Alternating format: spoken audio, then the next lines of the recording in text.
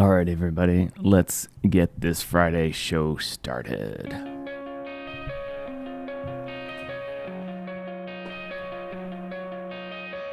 Coming out of my cage and I've been doing just fine. Gotta be down because I want it all. It started out with a kiss, how did it end up like this? It was only a kiss, it was only a kiss. Now I'm falling asleep and she's calling a cab while he's having a smoke and she's taking a drag. Now they're going to bed and my stomach is sick and it's all in my head, but she's touching his chest. Now he takes off her dress. Now let me go.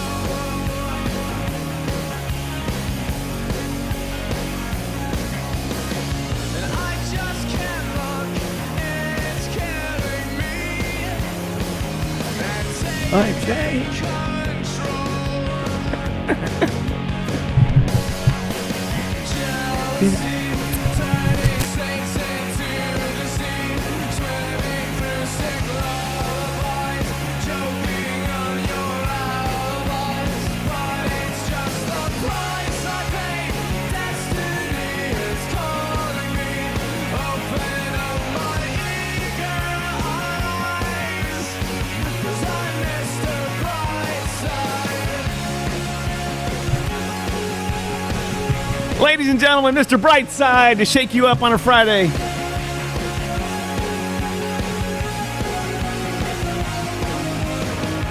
coming out of my cage and I've been doing just fine. Gotta be down because I want it all. It started out with a kiss. How did it end up? Started out with a kiss, oh yes, but it started out with a Bitcoin. Good morning, good afternoon, good evening, ladies and gentlemen. Welcome to DYOR Live here on the DYOR Media Network. My name is Tom, otherwise known as Striking here in the digital media world. So glad to be hosting another episode of this great show on this Friday.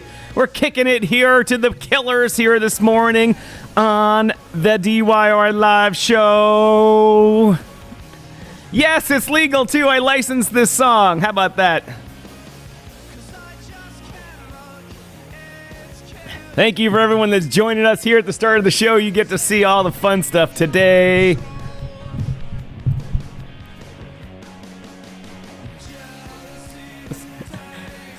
Oh, I couldn't resist. I couldn't resist. Lots going on today, ladies and gentlemen. It's, what the hell is it? It's December 5th, 2025. My name is Tom, otherwise known as Striking. The man in the box next to me is, nope, Pedro is not here. He'll be in later, probably. He's got some technical analysis commitments for someone else he's got to get done. Then he'll be with us later. As above my head, you can see Bitcoin is broken back down into the 80,000s. Yes. Not expecting it to go lower. Not expecting it to go lower. Oh, I hear him. I hear him. My bad, dude. Well, hold on. Anyway, we're all live here, brother. And anyway, ladies and gentlemen. Oh, what happened to my music there? Well, welcome everybody. Welcome to the show. And with that being said, welcome my good friend.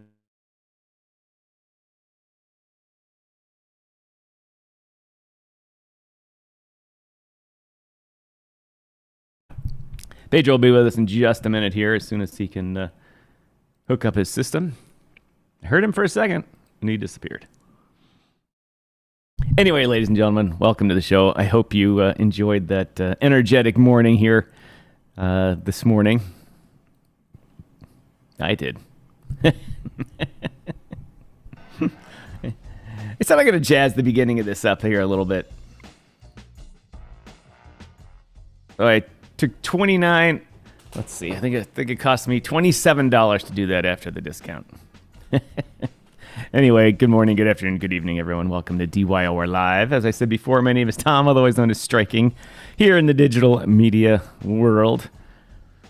December 5th, 2025, Bitcoin dipping down under 90,000 again. As you can see in the chart behind me, there is a Fibonacci drawn there. And we're not wanting it to come much down longer here because Pedro and I are both talking about this going to 100,000 here by the end of the week. That doesn't mean today. It means Sunday about 8 o'clock. So we're looking forward to that, hopefully, and not a big Friday dump off here. Although Fridays lately have been quite dumpity dump. And I am having green screen problems again. But also lots of good news stories. Pedro is coming on here soon, but we'll get to him in a minute. Patrick, welcome to the show. Hi, Vincent. How you doing? Vincent, I've been very busy. Sorry, I've been getting your messages. I see you there. Let's talk in the new year. Talk in the new year after Christmas. I know it's a long time, but I got a lot of stuff to do. And we'll talk more about what's going on at DYOR Media and your moderation role and all that type of stuff. Crypto Unicorn says, we can hear you. Pedro says, having issues. No kidding. No kidding. Patrick Stefanik in the house says, I'm long in anticipation of the Christmas rally. Good place to be in. Good place to be in. Maybe a little short-term pain today with you know what? I didn't check to see if any numbers were released today. But this morning, well, I guess Crypto Lifer's going over that. That's actually a show from earlier. He's not live. He comes on before our show, and then we follow him. What's that say over there?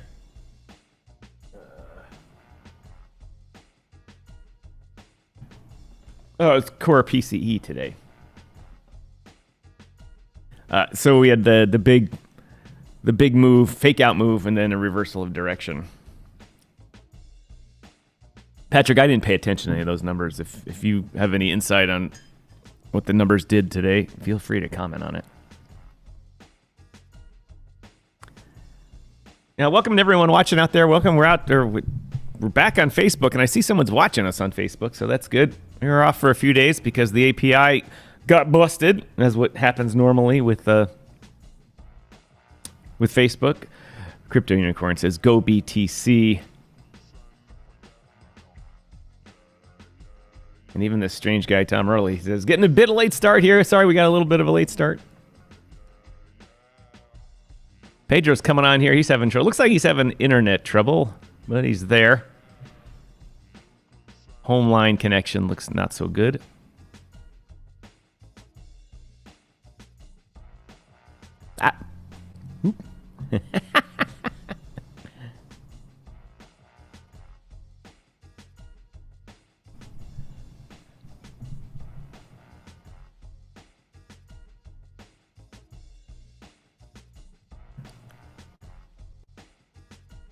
Pedro, you there? I will wait till I hear him in my ear.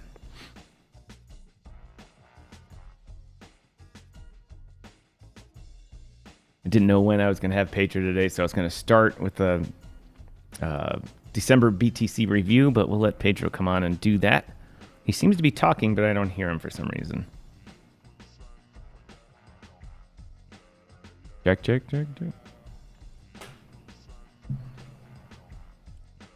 One second, everybody.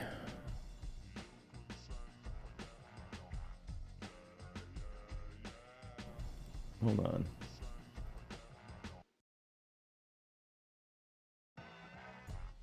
Yeah. All right, Pedro, I got you now.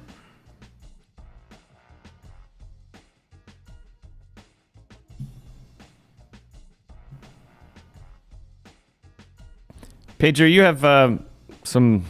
I'm going to... Oh, he died again. All right. Well, I don't know what's going on with Pedro's screen there. He just keeps dying. Keeps dying. Anyway, everybody, welcome to the show today. It's Friday. What we've been talking about all week is... Well, is he coming back? Is he coming back? Pedro coming back? I can see that he's been ordering something on his screen.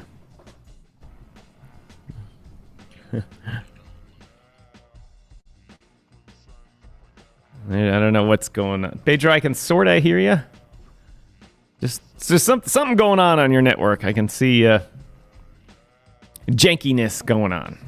All right, but I'm going to bring your picture up here, see if that works. Ladies and gentlemen, there he is. There's that good-looking man himself there, Mr. Pedro Garcia, the crypto chart analyst. Pedro, what's happening, man?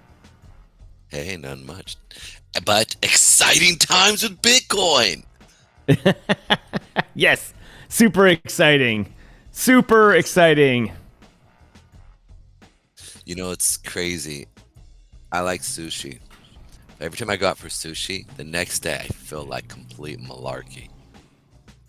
Wait. How much sushi do you have? A lot. Now we know the rest of the story. Yes. Your system seems to be working okay here, Pedro. Perfect. Awesome. Love Anyway, it. before you came on with the introduction, you missed it. I played Mr. Brightside by the Killers to open up the show today. Oh, nice. And had very high energy open to it with my sunglasses on and playing the drums and pretending I was the lead singer for the Killers. And we won't get a copyright strike either because I had some credit on that licked website that you can get licensed music from, and hoping that people that came up on this Friday joined a fun show, as they say. Nice. Well, let's go over Bitcoin because they've all been waiting patiently. BTC. Alrighty. So we talked about a few things last week or yesterday. I said Wednesday. We talked about on Wednesday that I didn't trust this rally, right? And I said I wanted to see a pullback. And as we see the pullback, I want to really see in the lower time frames, particularly the 1 hour and 2 hour. I want to see as we're coming down a lot of demand wicks. And again, we're not really seeing that. So here's one, here's two, but we're not really seeing either or. So as we came down back into this rally area or down into this demand area, that's that 87,473 to the 87,38 area, right? I talked about this acting as support as well as coming down and tapping into that 87. So coming down, we're okay. We hit that supply area that we marked here, and then now we're coming back down. So that area here, I want to see. I was thinking we were going to come back up into this level here. We had that 105.50 area. You like that? How I did it? 105.50 to the 99.960 area. And so for me, since we didn't get up there and we're starting to come back down, this is potentially a good sign, simply saying that because it wants to come down and stay at these lower levels, pick up it at they want to pick up Bitcoin at a lower price. I'm looking at that level there. So that the key point is this, is that when we get down into this levels, which is going to be that 87 as well as that 84, we're going to see a lot of demand wicks on the hour and 2 hour charts as we're just kind of basing it. If we don't, then most likely we're going to probably go back up again, but without, again, conviction. As we're coming down into the lower levels, though, on the daily, you can see that volume is definitely dropping off. Now, because of the Japanese yen carry, I expected us to see a bigger sell-off, right? Based off of them talking about they're going to raise rates for the yen carry trade. Now, it's going to be a 25 basis point pump is what they're kind of talking about, or everybody's predicting, which doesn't seem like a big deal, but because everything is leveraged based off of that trade. And if you don't know what the carry trade is basically that people go to Japan, and what they do is they take out loans within the country. So, they go to a bank and say, hey, let me take out XYZ of yen. And so they go, okay, well, what's your, your interest rate? What's the rate? Like, yeah, exactly, rate. And so typically the rate would be around like 0.01%. Like it's like negligible, not like that far down, but it's just negligible to the point where they're able to make 12, 15, 20% off of the money that they borrow. So they pay back the Japanese yen carry trade. So the thing is everything is leveraged to the hilt. They have bought, Bitcoin. Many people bought Bitcoin, tech stocks, things that could really do well. And then from there, they would pay back that carry-in trade. And now this has been happening for the last 30 plus years. And so I bring that up because there's a lot of money that is doing this. And so if they start to raise rates because they're having inflation issues in Japan, they need to figure out a way to offset it. The best way is to limit money. The best way to limit money in the ecosystem is what? Make it cost more to have money. And so that's basically what's happening here. And so what we're seeing right now is potentially, at least today, the next couple of days, as we lead up. Welcome, Mike, to the show. Bank of Japan, or the federal, like the Federal Reserve Bank of Japan, for them to sit there and be able to sit there and say, how far are they going to raise it? And they're already talking about it. So I think we could see a sell-off in all the indices, everything that we've been talking about. And additionally to that, we're seeing a lot of companies actually lay people off and go bankrupt. This morning, last night, not woke up, but saw this whole entire segment based off of, it said Home Depot, Lowe's competitor, files for bankruptcy. And like literally look it up. So I'm like, holy crap, Home Depot just filed bankruptcy. So no, it was just one of those things that were messing with you. But a distributor in Home Depot basically filed for bankruptcy. But it's a big deal because they offer a lot to Home Depot, and the fact that they're having, they're struggling to provide and to make money off of it shows a lot of, hardships happening here in America. Well, the Home Depot treats those distributors like trash. I mean, they make them compete against each other. They don't give them exclusive deals on a lot of things, and so they squeeze those distributors just like they squeeze suppliers and squeeze more money out of our wallets too. That's what those big chains do. They squeeze everything in its supply chain. Just like Walmart. Like, all right, this week you did that for $1.10. Next week you're doing it for $1.09. And the next week $1.08. The next week $1.07. And then, at the end of the year, you've lost 40% of your profits. But you have access to their market. You have their volume. But but the Home Depot is kind of a harbinger of the housing industry and what's going on. Not just new builds, but the resales, because people, as I experienced, basically the first 6 months that after I bought a house, I spent half my life in Home Depot, or similar, or Lowe's or Menards or something like that. But Pedro, back to BTC. Correct me if I'm wrong, but up until yesterday, you were talking about how that 95 level up here, right there, being a level that we were going to hit, and then if it bounced off that, then come down to these levels where we are right now, and then maybe if we push through it, we'd get up to 100,000, that 100,000 level you have up there. And then they came on the show today and said, "No, I've been planning on it coming down here." And I was like, What was the thing that made you change your mind from one to the other? Well, it's not even a change of mind. It's just that I knew that I want to see it pull back. We're talking about, I didn't believe in the rally here. So it's really like, here is a supply area. Again, another liquidity area, supply area, liquidity area here. So for me, that's what I'm looking at. When I sit there and I start to see the daily communicate that it wants to sell off, well, it's already in an area that there are sellers sitting there. So for me, I sit there and I go, okay, they're taking liquidity. Now they're dropping it, right? And so that's what it's not that I thought that we were going to sell off hard. It's just that I know that we're going to pull back. So where are we pulling back to? Are we going to continue this rally, or are we going to sell off? And obviously that's what it is. So I have to pick certain areas where there's a high likelihood of selling off. One was that 96, 930 area. The other one is sitting around that 100 at 100, 550. Well, just call it 100. 100. Well, it's important to nail the details there so then people are looking at it, because it's based off of the 50 period moving average and the 8 on the weekly. So these are these turning points that I look at and go, okay, we're going to most likely have a pullback here. So where is it going to go to? Boom, down into these lower levels here. And so obviously we actually pulled the liquidity level. I didn't think this liquidity level here was going to hold. I thought that more at this level here, but we actually sold off on it, and now we're pulling back. And so, and the exciting part behind it is that we're watching less supply and volume.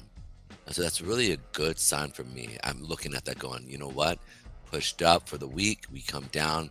It actually looks really nice, like really nice for a continuation. So as we come into the weekend, we're probably tapping down into that lower low, and we'll probably finish green for the week.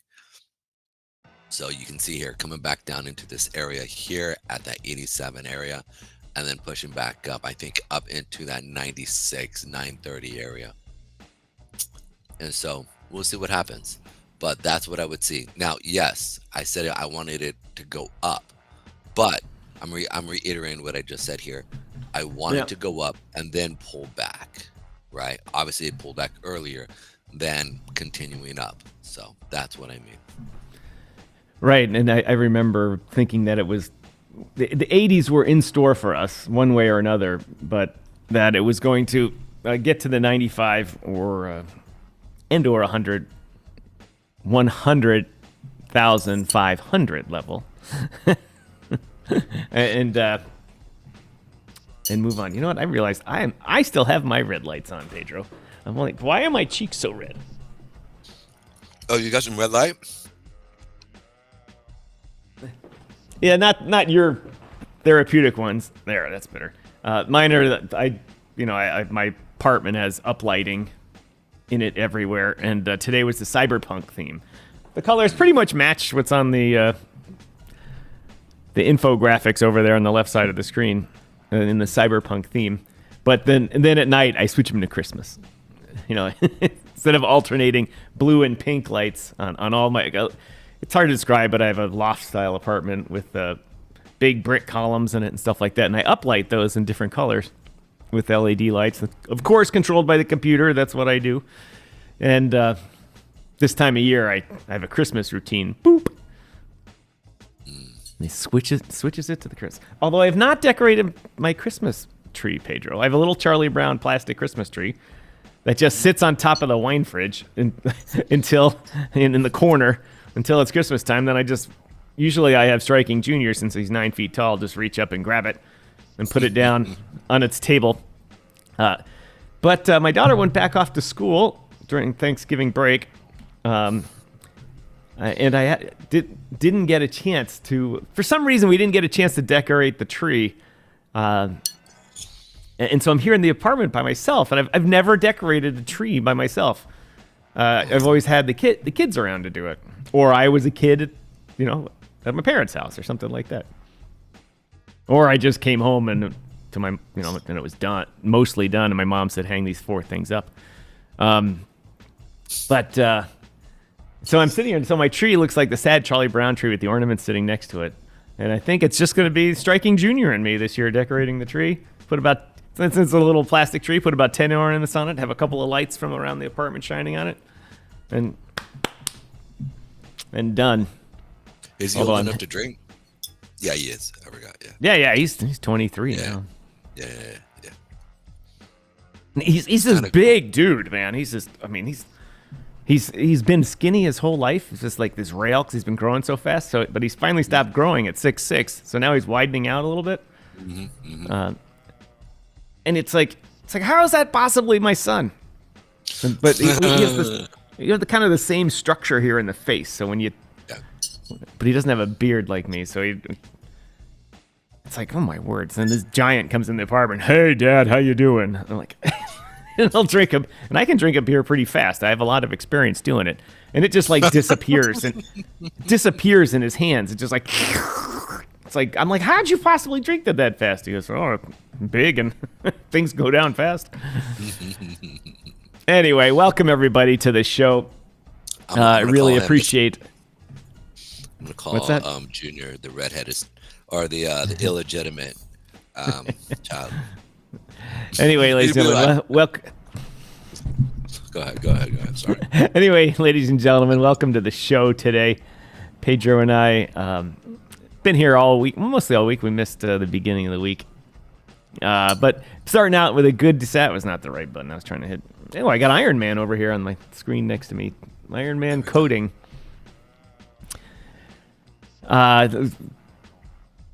Totally lost my train of thought.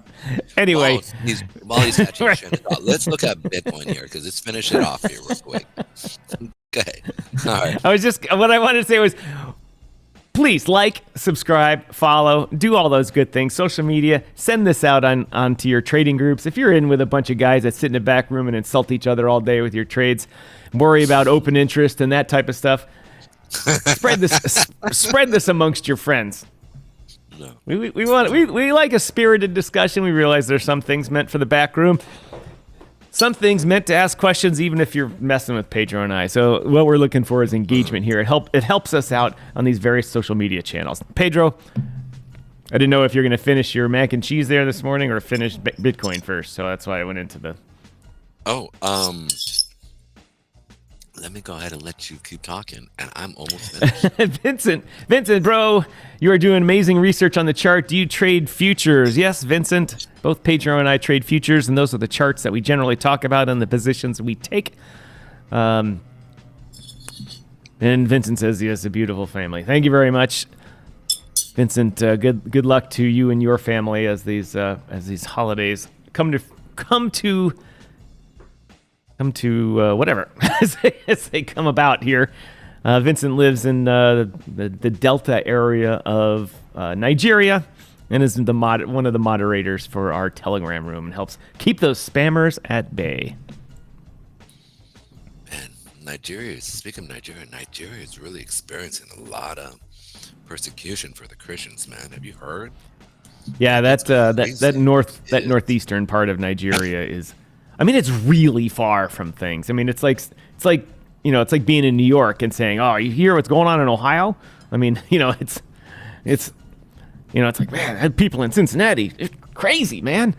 And that's the distance from where Vincent is out to that area is like that distance. And there's 200 million people in between. People forget the size. Nigeria is the most populous country in Africa, has the biggest GDP, I believe, simply because they have a massive population and a big oil industry. The problem is out towards the center of Africa, farther east in Nigeria, they don't have that. That's not where the oil is, and that's not where the infrastructure has been built.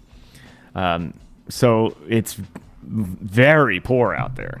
I mean, it's poor without the infrastructure used. I mean, where Vincent lives, they have a big gas refinery there, and so they have industry and stuff.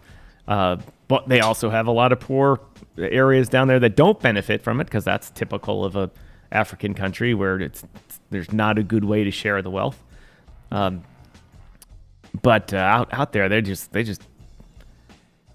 I don't know why the Christians haven't taken up arms. I mean, we've been really good at killing people all these generations too. I mean, it's not like anyone's got a lock on that. If they say these militias are coming kidnapping their daughters, imagine that happening here. The freaking white nationalist Christians would come out with machine guns, just mow everyone down.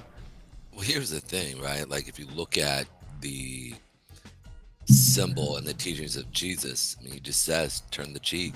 I mean, the gospel preaches an eye for an eye. No, that's actually the opposite.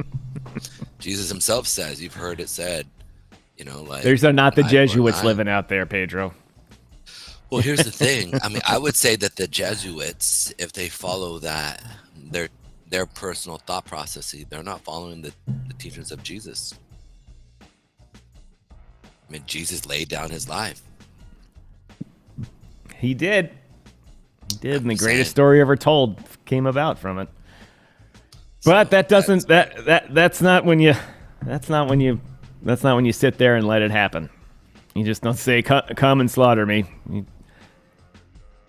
Well, not how it works.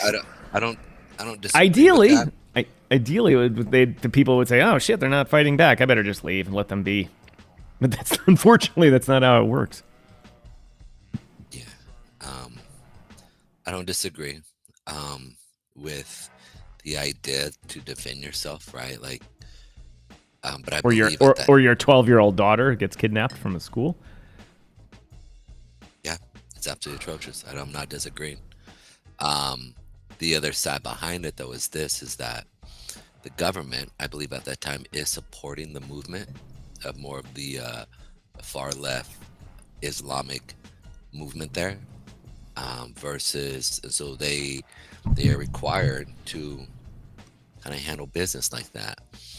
And so there's this, how do you sit there and parse out, the government is supporting the very people who are attacking you and oppressing you, and then at the same time you don't necessarily have the means. If you don't have the means, financial means, to move and get out of the way or help protect yourself, you're kind of shot, and if everybody around you in the area is not willing to help, then you and your community are kind of stuck. And that's not the only place that's happening, right? Here, check out Vincent's comment right now. It's right on your topic here.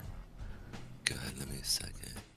I'll read it to you. Only government benefits here, and many Christians' lives are taken here. Every day, our government not doing anything because the president and the vice president are another religion. And I'm just not going to say it on the air, but it's the other one, the big one in the area. And I totally get that. And Vincent, as you well know, your country has a big problem with corruption.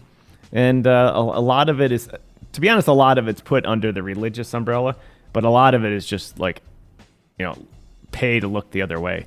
That's happened, so frequently. I did business with the Nigerian government for a long time, and I've told stories on the air about the things that people that weren't making anything 1 week in a mid-level government job, all of a sudden their party becomes president, and next thing you know, they show up in the U.S. on a massive shopping spree and going to Louis Vuitton and then next week they're going to Paris and all this type of stuff. You're like, wait a minute. Last year you were making the equivalent of $30,000 US a year, and now you're flying first class everywhere and buying Louis Vuitton and head to toe. It's just, they got all sorts of issues. The only good news over there is that at least they have 200 million people that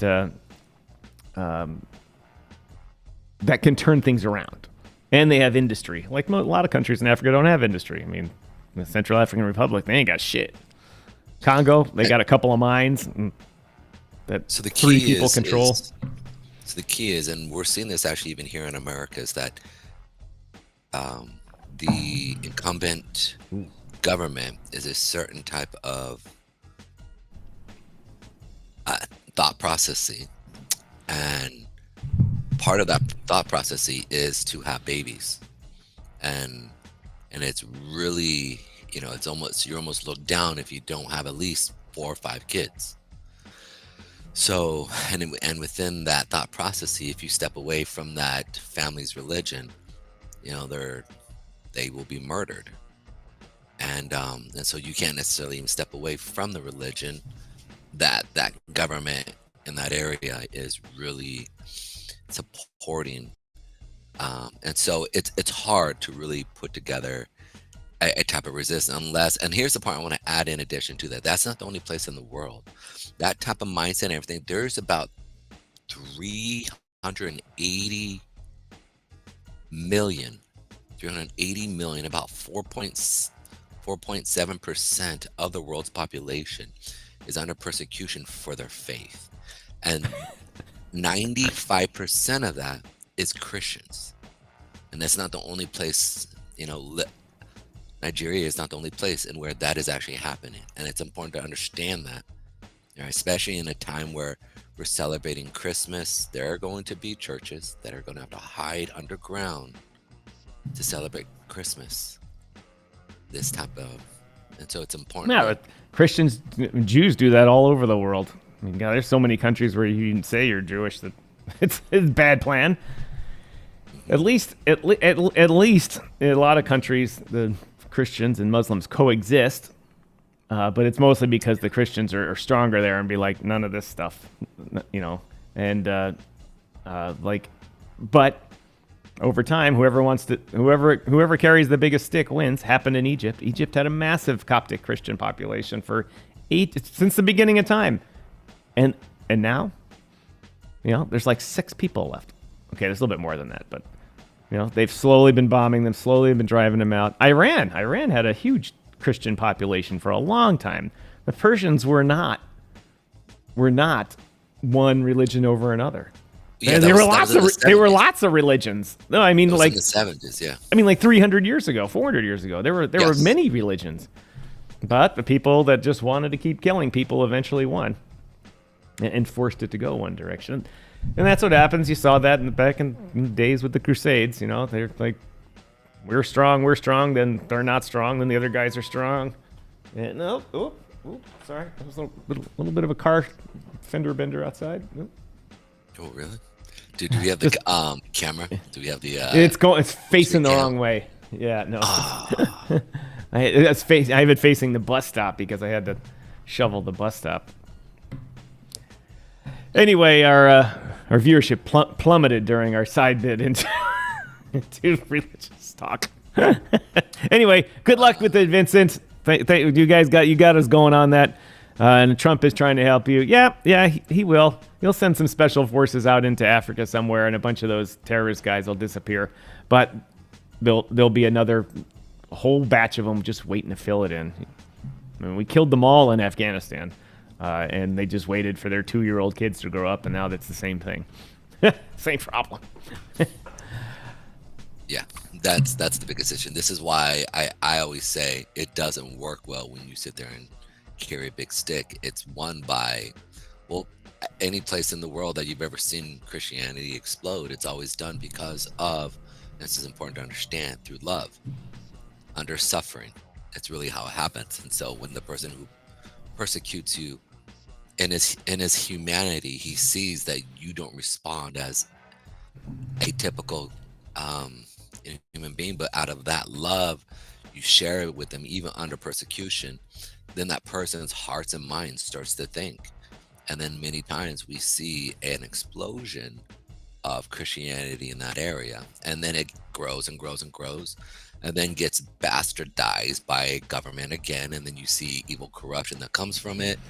And then the other incumbent religion will overtake. And then we're seeing this currently right now in America, which is important to understand what's actually happening. Really important to understand. I mean, look at the UK. Just saying. If there's a country that hasn't fucked things up faster and quicker than the UK, they've screwed it up starting with the whole Brexit thing. And I told everybody that the Brexit thing was being funded by the Russians. That was just one of those things that they were helping fund it, and they were helping fund the anti-HS2 high-speed 2 rail train. And all of a sudden there'd be some like little mini forest, and there would be really expensive lawsuits filed. You can't go through there. They're cutting down our trees and this type of stuff. They're like, we're building the biggest train system in the history of the country to move people around. We're going to go through that little forest that's not 1 million years old. It's just a new forest. And I was like, the Russians are funding it. Sure enough, both Brexit and HS2, a British MP just went to jail for taking bribes from the Russians to support those causes. And they played all of his speeches on Parliament floor, in favor of the Russian stance. And you're listening to him, and you're like, how did anyone not know he was doing that right when he spoke? It was so clear. And sure enough, and I swear to God, Putin, they surprised the whole world winning the Brexit thing. And they're like, wow, that really worked. But then none of the policies inside, because they said, all right, we want to change the policies we don't like from the UK, that are being forced upon us from Brussels, especially immigration. And they didn't change it. The governments kept letting people in and not deporting people when they snuck in. And you're like, wait a minute, you guys wanted to change. I had this discussion with one of my friends from over, that lives south of London. I said, wait a minute, you're supposed to change all these rules like the US is doing when we changed our government. But you're not. All you did was leave Europe and you didn't change any of your rules. And he's like, I don't know what happened. I can't explain it. I'm like, well, you got parlayed by the Russian influence machine. That's what happened. Bastards. Very much. So it's interesting to see what's actually happening here from a geopolitical standpoint. And a lot of this actually ties back into Bitcoin in the sense of who's actually buying Bitcoin, where are they going to be buying Bitcoin at? And, Well, actually, let me bridge that conversation into, because we're talking about Europe and stuff. Mm-hmm. The IMF has come out and just said, whoa, stablecoin adoption could, ruin the current control that central banks have right now. Yeah, of them. And the IMF relies on countries and central banks for their funding and that type of stuff. And they just came right out and said, no, it's not a good thing. I'm not going to go into the details of the article, but if you recall, they're the ones saying that El Salvador was screwing everything up and we weren't going to lend you guys any money if you needed it because you are doing things with Bitcoin and all that type of stuff. And El Salvador is like, no, we're doing things with Bitcoin, so we're not suffering from inflation, runaway inflation. We need something to help back our currency, that kind of stuff. The dollar has been getting really strong, so we don't want to really focus completely on the dollar. We need to diversify that. And they did a good job with that. I mean, technically, Tether is located now, and they're paying taxes now. And now the IMF comes out and just says stablecoins are bad. Stablecoins are bad because it upsets the current way of doing things. Now, Pedro, why was crypto invented? To disrupt the current way of doing things. Exactly. And so the IMF, stablecoins could make monetary policy less effective in some nations, meaning that stablecoins could help local currencies be more diversified and stable, since you couldn't just go in and manipulate your own currency, because if your economy is based on one strong thing and two weak things, if you add another strong thing to it like stablecoin, so if your economy is based on your local thing, the US dollar, and stablecoins, which are ultimately the US dollar but could be Tether Gold or something like that. Which, by the way, much Tether better. has the most largest amount of gold now. They are buying gold like as if it's going out of style. They have so much gold coming in. I mean, it's crazy for a company, not a nation, for a company. It's just crazy. Go ahead. You were just no, saying but they want. I was reading an article a while about them, how they want to be able.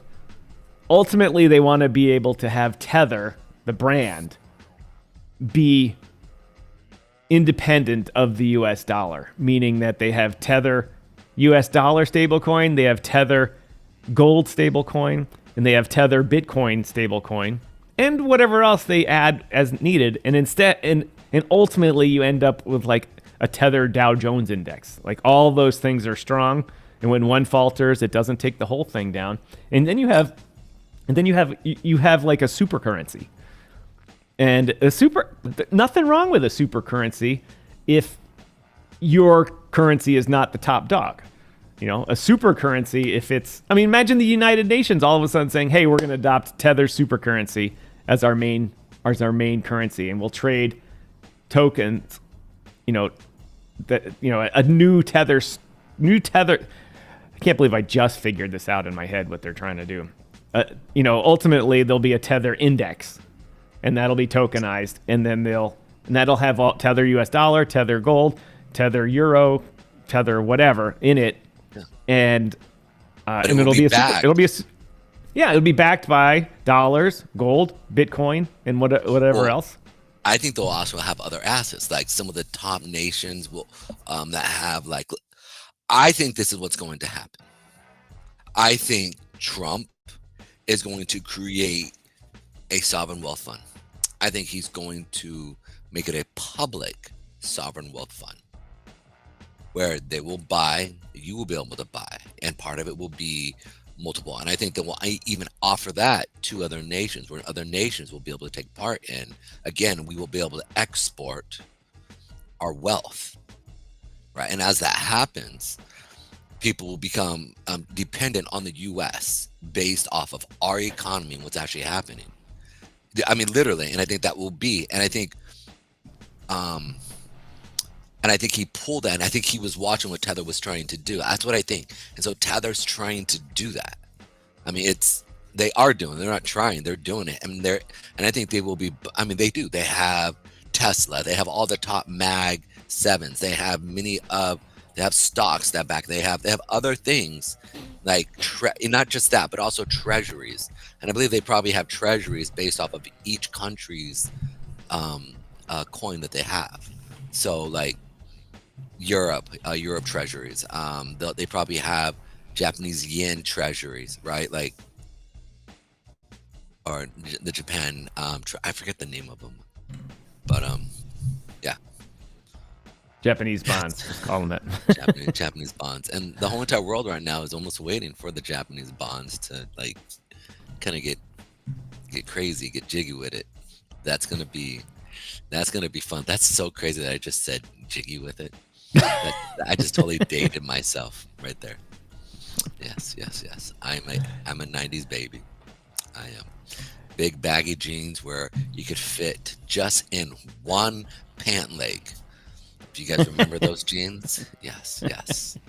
But I'm fortunate to say I never owned a pair of those. Oh, I did. I definitely did. Where the shirts were literally 3 times the size. You'd be a junior higher, maybe a $1.25 soaking wet, and you're wearing literally a 3X grown man t-shirt, and just the neck alone had literally like you can see my collarbone and everything, and the shirts alone, right, would come down, and they're short sleeve, right, come down to my almost my wrist or elbow. Yes, shout out to that Generation X. What break dancers, skateboarders, and they used to fight. Now they're friends, but we used to fight. They'd be like, "Arr," right? And then you have the goths. Anyways, yep. What is going on here? Why am I not? That was the generation of Voltron, Teenage Mutant Ninja Turtle, the movie in the 90s. Shout out to any of the guys who watched that.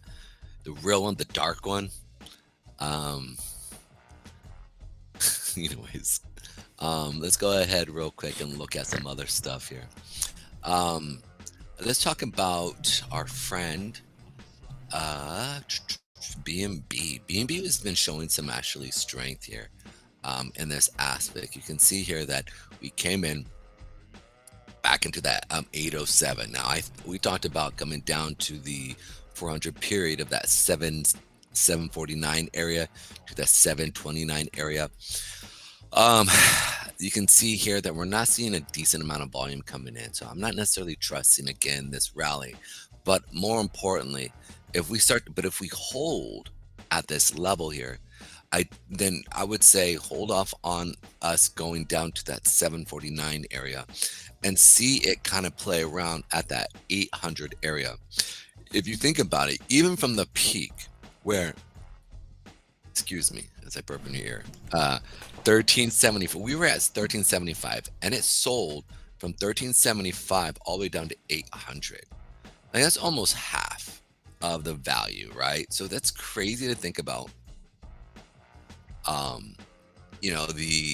How far it's come down to.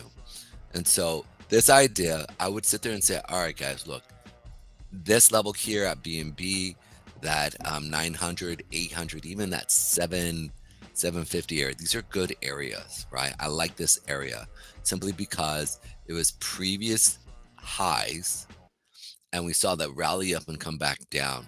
So I'm buying some BNB here at these levels here. They're a good place to actually get in at. You could stake them as well. So if you buy it on Binance Chain, you can stake it there and get a decent reward. And just, kind of hedge for the future with Binance. Also, the other one you want to be paying attention to here is Shiba. I know, I can't believe we're talking about Shiba Inu, but Shiba Inu is again starting to show a little small amount of strength.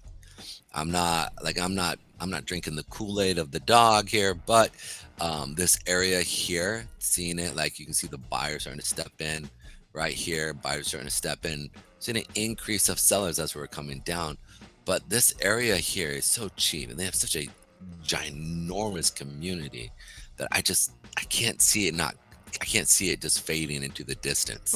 Well, over in the, I mean, you've got the daily chart up over on the great graphics machine above DYOR Live. That's an annual chart there, and it just looks like it's been all of 2025 just bleeding money. Yeah, definitely, absolutely. There but you go. That's it. Yeah, this is right here. It's in right here. Yeah, just bleeding it.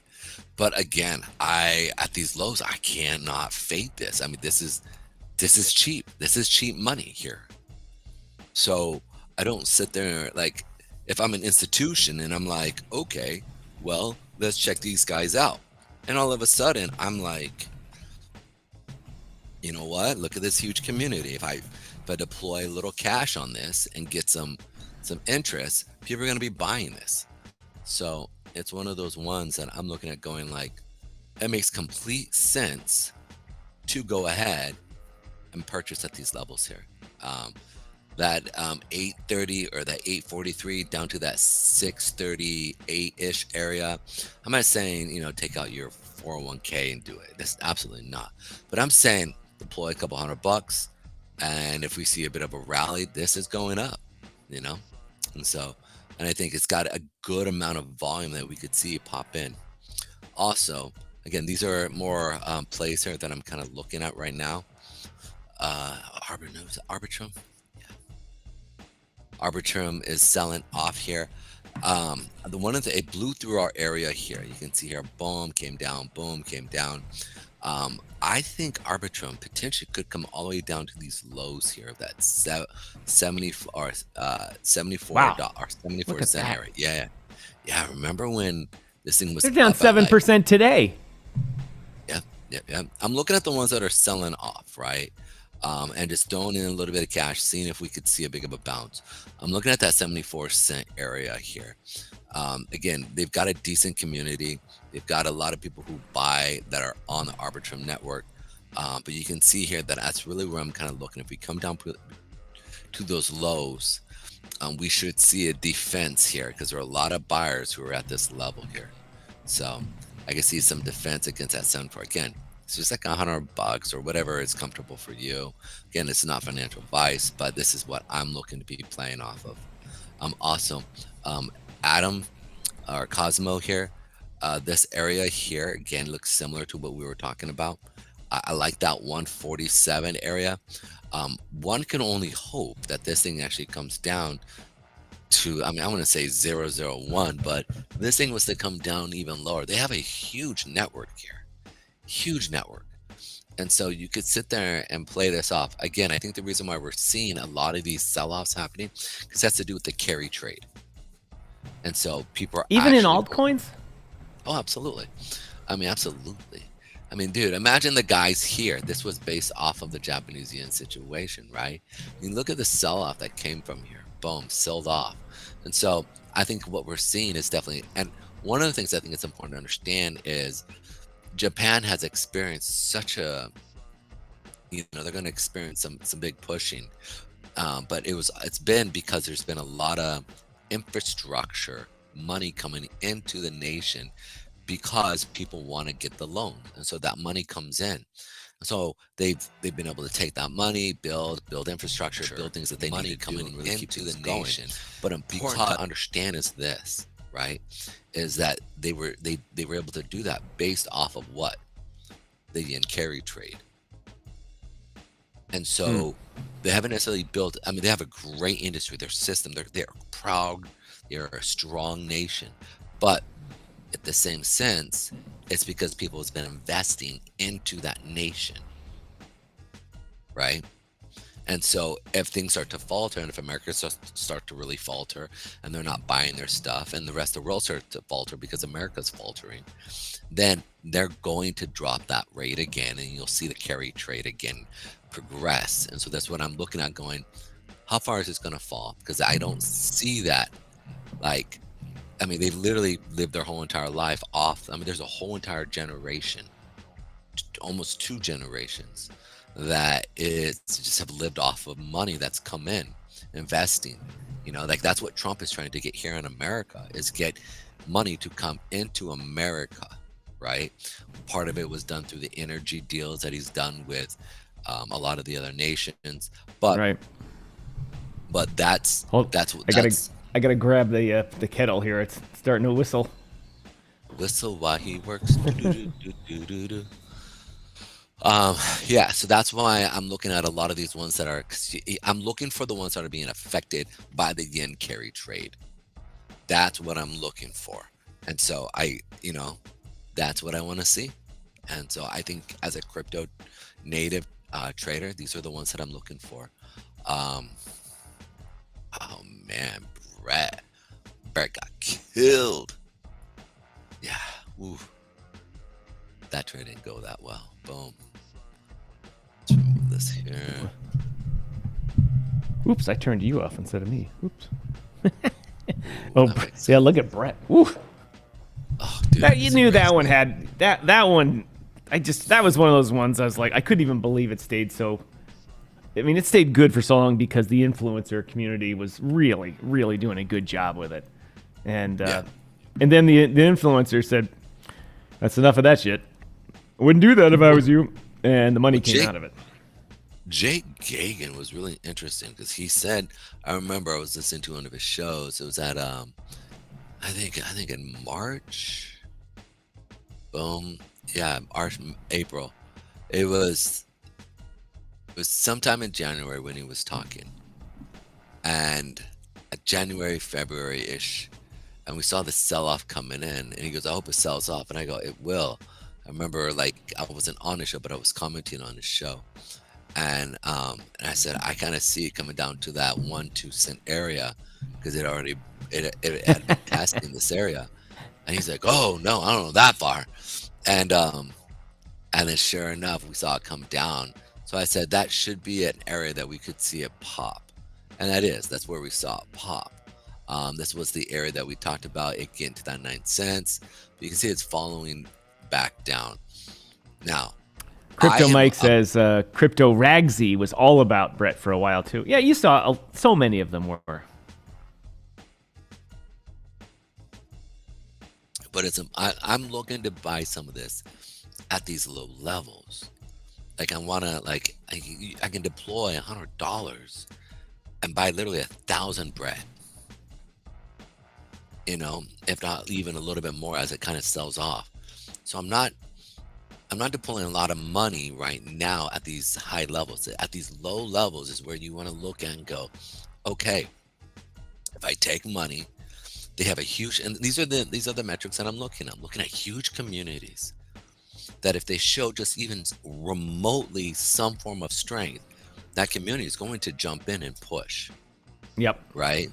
And so that's one of the things I'm looking for. I've talked to you guys about BAT. We've talked about BAT, the huge community, when it was down at these lower levels of 11 cents, right? Down at the 11, 12 cent area. And I said, guys, this is a great company. It's what they're doing. Now, BAT, which is the Brave, why am I forgetting what it's called? The Brave. It's basic access token, and it's the token Yes. for the Brave browser ecosystem. Yeah, Brave browser. There you go. Brave browser ecosystem. And so this is the ones. That's what I was looking for. I was like this was silly to think that. Again, this is a huge community, right? And so this is one that I'm looking at as well. We picked up a bunch at the 12, 11 cent area, right? Now the next one, we saw a rally, wait for a pullback again, probably at that 20 cents. 17, 16 cent area when we get down into these levels. Expect a bit of a pullback, and then we want to get back in, right? And so these are some of those ones that I'm really looking at right now. During this pullback area, there was one other, H&T, boom, H&T, and so H&T is one of these ones that is an actual real company. They have real utility. Everything is popping for them. I mean, really, but it's just that. For whatever reason, the institutions have been like, meh, right? And so but maybe they're waiting for it to come down to these lower levels. I want to pick up more at that 150 area. If this thing comes down from that 190 to that 150, I'm picking some up. We talked about ICT coming down to that 273 area, right? That $2.73 area. I think it's important to be paying attention to that level as it comes down, really because of two main reasons. One being that, again, that area, we saw a big push up from there. And two, they have a huge community, right? That huge community is really doing a lot of work. And so if I'm an institution and I'm like, how do I get in where I can offload if I buy something? Area or coins that have huge communities. So those are the things you want to be paying attention to, at least for me. That's what I'm looking for. And, you know, fingers crossed, hoping that we're going to see pushes. I'm not putting a huge amount of money in it, but I'm not, you know, I'm definitely putting money into it because at these low levels, they're good little places to buy. Obviously, you guys know my mainstay is Crow. I know Tom is going to make fun of me here, but you know, again, I want to buy in at these lower levels. And when it comes down to these lower levels, I expect it to push up. You know, we'll probably consolidate and then push up. And the next level will be up at that, hopefully, 54 Crow down area. 5% today. They're starting to offer more yield on their staking. And I'm waiting for the 20% to come out again. Typically around this time, they come out because people are selling off because they need Christmas money or whatever, right? And so they'll sit there and say, hey, come, try us out. We'll give you 20% staking for a year. And you're like, okay, well, here's some money. And then what I do is, because you know, they pay that off, and then I take that staking and then restake it. And it's actually, that's just the most interesting thing. You know, like in the banks, you can't do that. You know, you put your money into something. Let's say you put $1,000 into something, right? Well, that money that they give you in that CD, it stays in that CD. You can't reinvest that money, you know, because it stays in that CD. Right. And then once the term ends, then you can pull it. You pull everything out. Cool thing about crypto is that your money is working for itself. So it's earning a paycheck. It's working when you stake it.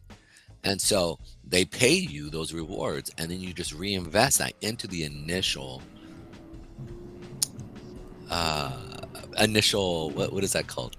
Why am I forgetting what that's called, bud? The initial investment. Right, you buy more shares. Yeah, so I just think that's the most interesting thing, right? Like as this level here, because you then increase. Now it isn't dramatic, right? But over a period of 30 years, 15 years, right? That, you know, 3%, 4%, 5% annual, plus you're able, so they're paying you 3 to 4% annually. You reinvest that. And then now it's, you know, it's 0.45%, but 4 or 5% annually for over 30 years. All of a sudden, we're talking 3 or 4%, maybe 5%, as because you have growth. And if it's like, if you look at a house, right? How do banks make money? Right? They steal it from you? Yeah. No, they lend it out. They lend it out, but they give you, basically, they charge you money on a monthly basis, right? And so you end up, you borrow 100,000 or 300,000, but in 10, 20 years, you paid you paid almost $1 million. Right. Right. It's 3x. Well, it's the same type of movement, but working for you when it comes to like the staking. Right. All right. I've got the Crow chart up here, and we last addressed this. Yes. When it was pumping. And this is, you brought it up, so I'm going to bring it up for you viewers again. Pedro said, I don't like Crow. I think Crow as a company does a great job. They're a great job. I think soon they'll be legal in the U.S. There'll be a big licensed exchange in the U.S. too, and all will be good with them. There's a problem with the Crow token, and it's this chart here is the most disgusting chart I've seen today. Because the other ones we've seen where the money's come out in the past year, The Crow chart, the money comes out all the time. And every pump they've had since they introduced the token has had an immediate sell-off without any long periods of consolidation. And I didn't even realize this till I made this just before the pump that happened here a few months ago. And every one of them comes out. Now, Pedro's smart, though. He's like, it's time to buy Crow. You're darn tootin' it is. Because why? Because eventually, after a period of consolidation at the lows, it pumps. And now this here is the super technical analysis stuff. Dude, after the red arrow, buy the fucking green arrow. You know, they sell it off, and then there's a period of every one of these pumps, it sells off. Then there's a little bit of consolidation, or a lot after the larger the pump, the more the consolidation, and then it has an uptrend. Sometimes a 3x, 4x, 5x, and so now, Pedro, I agree with you that Crow is a good buy. It's a good buy because probably let me look at the chart here. Let's mark it probably at the end of March, beginning of April, somewhere in there. We're gonna see a pump. What's the trading view shortcut for drawing a vertical line? Not Alt V, but Alt J. No, that's the. Maybe is it Alt V? Yeah, Alt V. So I'm going to draw that line there, just so we remember. That's the end of February. Maybe move it out to the middle of March somewhere. Maybe a little further. The middle of May. And then we'll say there's going to be another pump in Crow right about then. And that was using my super duper powers of technical analysis. Which, if you've ever heard someone say they have super duper powers of technical analysis, it means that's a super guess. And not based on any science whatsoever, other than looking at a chart and going like this. Holy fuck balls, Batman, that thing's disgusting. And why? And the reason isn't just because something wrong is wrong. It means there's a lot of insider tokens that are wanting to sell for good money. There has to be a big group of tokens in VC's hand, in the initial investors' hands, that when it's down low, they just sit on it. It pumps up 3 or 4 or 5x, and they're like, time to take some profits again. It drives the price down as they bring the liquidity out of the market, and then they wait for the cycle to repeat. And that's what's going on here. But Pedro, it's just like when people said to both you and I, yeah, you might not like Ripple, but XRP's been making people money, so why are you sitting on the sidelines? And so now, exactly. And now, just by this chart here, you can say, at some point in the next few months, Crow's going to pump again. Might as well buy now to get in on it. I would agree. And this is what we're doing. Simply just looking. Crypto Mike says, did Tom just make a prediction? New name, Tommy Davis. Tommy Davis. I like it. Booyah. Davis. That's the new name for you. TD, what's up? Or we could go with Tommy the Greek, after Jimmy the Greek, the famous football odds predictor and an announcer. He got in a little bit of trouble. Dude, he got in a lot of trouble, bro. They called him a full-on racist when racism was like kind of common. Nothing. I know, and he just said it drunkenly, and all he just said was, "Hey, black athletes are stronger than white athletes just because that's their DNA is like that in the way they're built."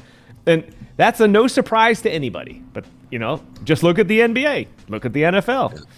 But because he said it on national TV and he had about 6 drinks, that was the end of his career. That was the first cancel. Yep. That was the first cancel. You can't say that. And he's like, canceled him. Everyone's like, he's like, it's true. Have you seen the NFL? Have you seen the NBA? Come on, guys. That's funny. He was a riot, and he had a lot of black friends. He had a lot, that's the part that was he's friends with everybody in the NFL. Yeah. I know. Like literally, And you can't say that. You can't say that someone's stronger than the other because of genetics. So, no, that's not right. It's like saying men are stronger than women. You can. Well, I might not be able to say that anymore either. Yeah, I was gonna say you can't say that. We're gonna have a few women over here now gonna start boycotting us in without saying area. those words to give the algorithm some a lonely feeling. I had it out with Grok yesterday. Oh, really? When it gave me Really? somewhat of a woke answer on a question. Yeah. I won't delve into the topic at all. I was like, wait, you're supposed to give me facts here, and don't do that, or don't, do X, Y, and Z woke stuff. I said, I asked a question. I want answers. I don't want to have my feelings massaged. And Grok came back and said, okay, I'll go ahead without qualifiers. And I was like, wait, why would you ever put qualifiers?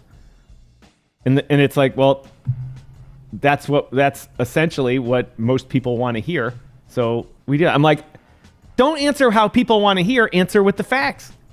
I was so pissed because Grok had not done that to me yet. I've been using it. I use it every day for the past, 6 months pretty thoroughly. It had not given me a bullshit political answer. And it did. And I was like, whoa, don't ever do that again. It's interesting. So Grok has been, for me, just like you said, great, absolutely great. I was trying to figure out if, because of the headline, a couple of the headlines that popped up about, why am I forgetting what it's called? Home Depot, basically, bankruptcy, going like, oh shoot, we just had, that's a big deal. That's a very big deal. And so it wasn't giving me the exact. So I think what's happening with Grok is that maybe they're working on it right now, and the current one that they're about to upgrade it. And so then maybe they reverted back to the previous one, which was a bit more, what do they call that? When they want to make you feel good, like what you were saying, sycophant, which was more of a sycophant one. So it's like, it was funny is I had to tell her, I go, look, just tell me, give me the facts, go through, get online, check everything, and I just need to know, is it going out or not? And sure enough, it gave me, but I had to sit there and just say, don't ever sit there and tell me what I want to hear. Like, your job is literally to tell me. I almost said, I want you to be almost argumentative against me.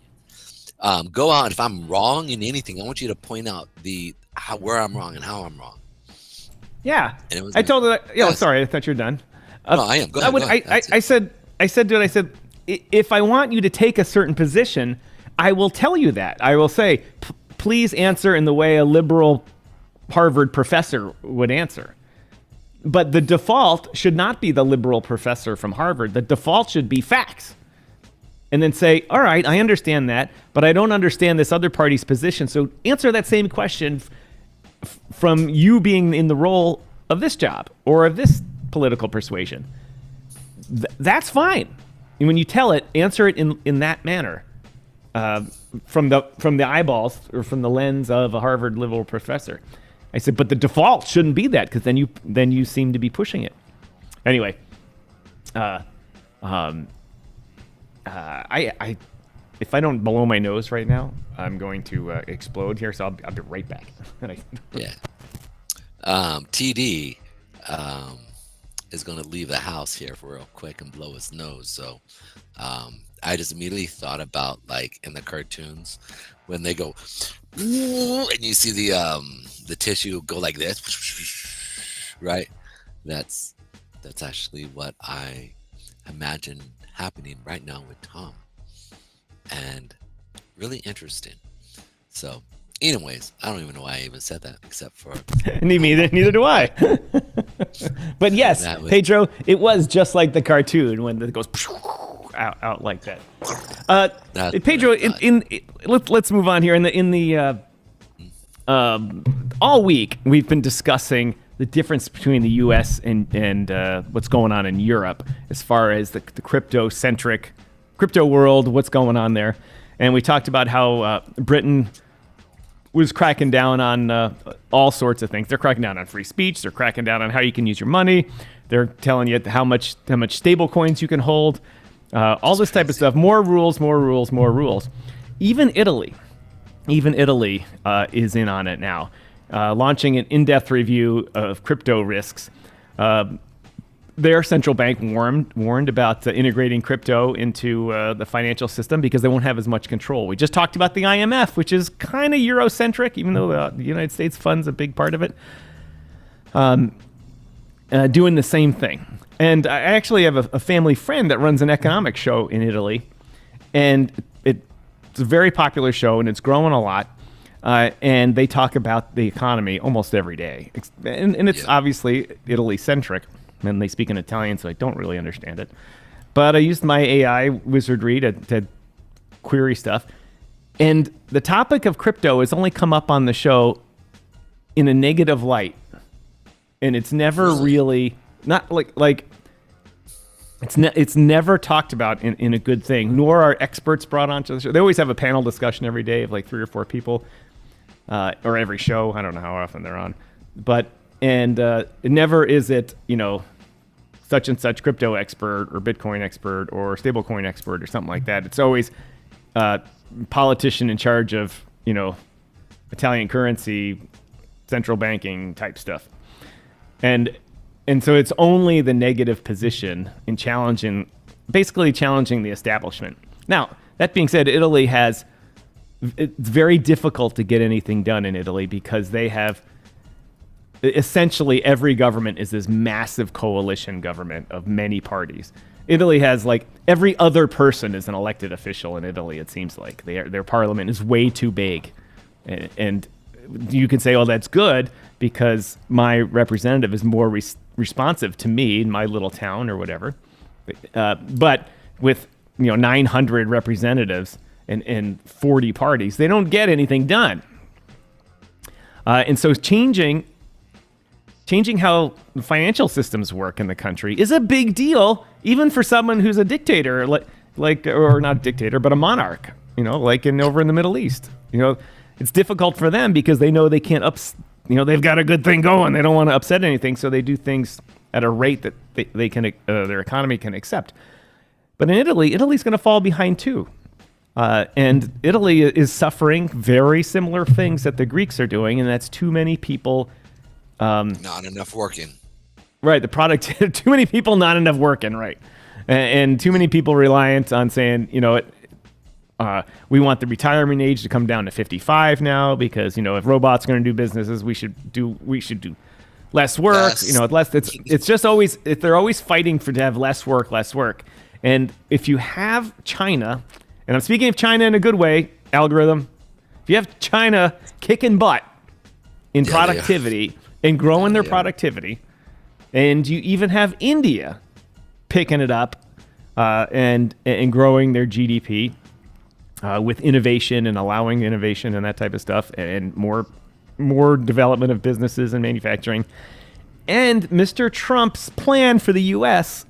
really kicks our economy off in the manufacturing and middle class sector. There's not going to be any businesses left in other countries. They're all just going to say, I'm going to one of those countries. And people say, who would go to China? A lot of the Asian countries would open big manufacturing or big headquarters in China. Countries from Vietnam and Cambodia and Laos. China is a big natural partner for them. So they don't have the mindset we do. But companies in Europe, they'd be just like, we're done. Enough of this shit. You know what?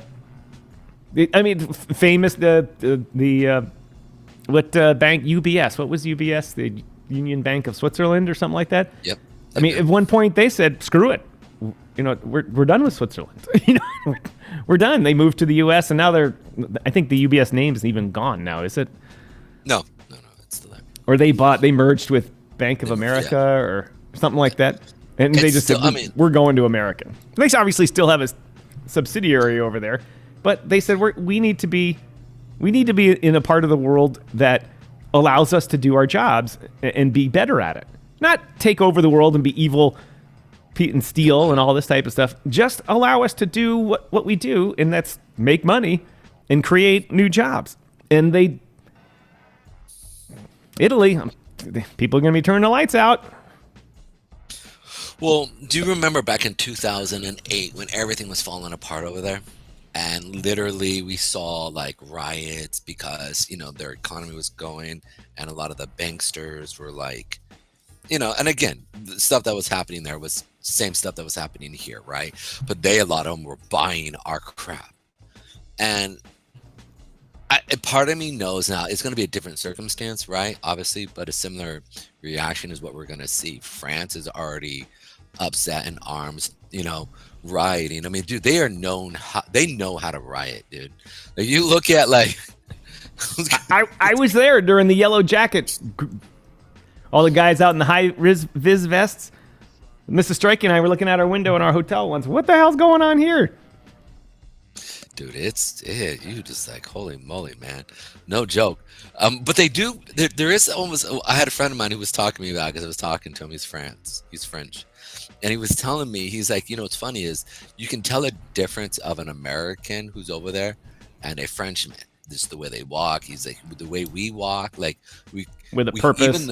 Yeah, I was gonna say with the purpose. Yeah, that's what he was saying, with the purpose. We're moving. We're like, even when we're on vacation, he goes, you guys do not know how to hang out. You do not know how to seriously. It's funny. And I go, well, typically, I mean, in America, we work. And he started laughing. He goes, you guys are workaholics. I don't even know why you even live. I mean, you don't work to live. You live to work. And I started laughing. I said, it's kind of true. I mean, the truth is, but the reality is is that we look at it from a, productivity standpoint, right? Like most Americans want to be productive. We want to have a sense of an accomplishment, like at least build something. And it's crazy. Even this younger generation, he was saying, like, you guys come over here, even your young people, and you think you're going to start a business over here or something. I go, bro, you understand in about 10 years, you guys are not going to be able to even have business. You won't even have money because you guys don't work. And he said, we buzz each other's balls. He's great for it. He's actually really good. But, and listen, if you're friends, no insult. I mean, look, me and John, we are all about lovingly insulting one another, pointing out the things that, like, he's busting my chops over here about Crow Coin, right? Look, please bust my chops. I'm cool with that. So, no offense. Listen, me and Tom are not racist. We're bigots. We just make fun of everybody. Okay. All right. Who's that from? George Carlin. Oh, Remember, he's like, I'm not a racist. I'm just a bigot. I don't like anyone. That's right. I guess that's a good point. Yeah. But I love everybody. But I think everybody should be able to be at. I mean, it's funny. I was talking to another Christian friend of mine. Not that I'm gonna belabor on this, but he goes, when you read the Bible, you would think the Bible, like if you read other holy texts, they'll look at it and they'll go, they really make their patriarchs look really dope.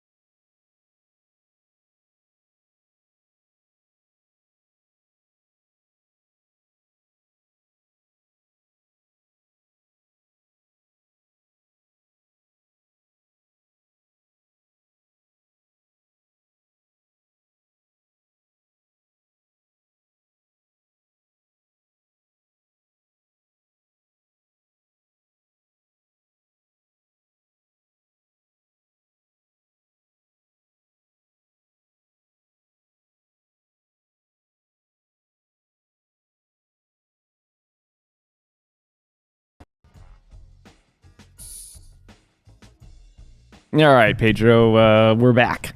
Sorry about that, ladies and gentlemen. Not exactly sure what happened there. The software has been very steady for me lately, but I was actually trying to do something in the background, and the software said, no mas, ladies and gentlemen. I guess we'll call that a commercial break. Pedro, to continue our talk about dumb things happening in the world, I've got one of the guys I really enjoy on... I got to interrupt. I'm sorry. You need to write that down. That needs to be a segment. The dumb things going on in the world? Yes. Yes. All right. So write that down. In Canada, where I spend a lot of time there, note to immigration officials, I do not live there. I visit my wife who lives there. I live in the United States.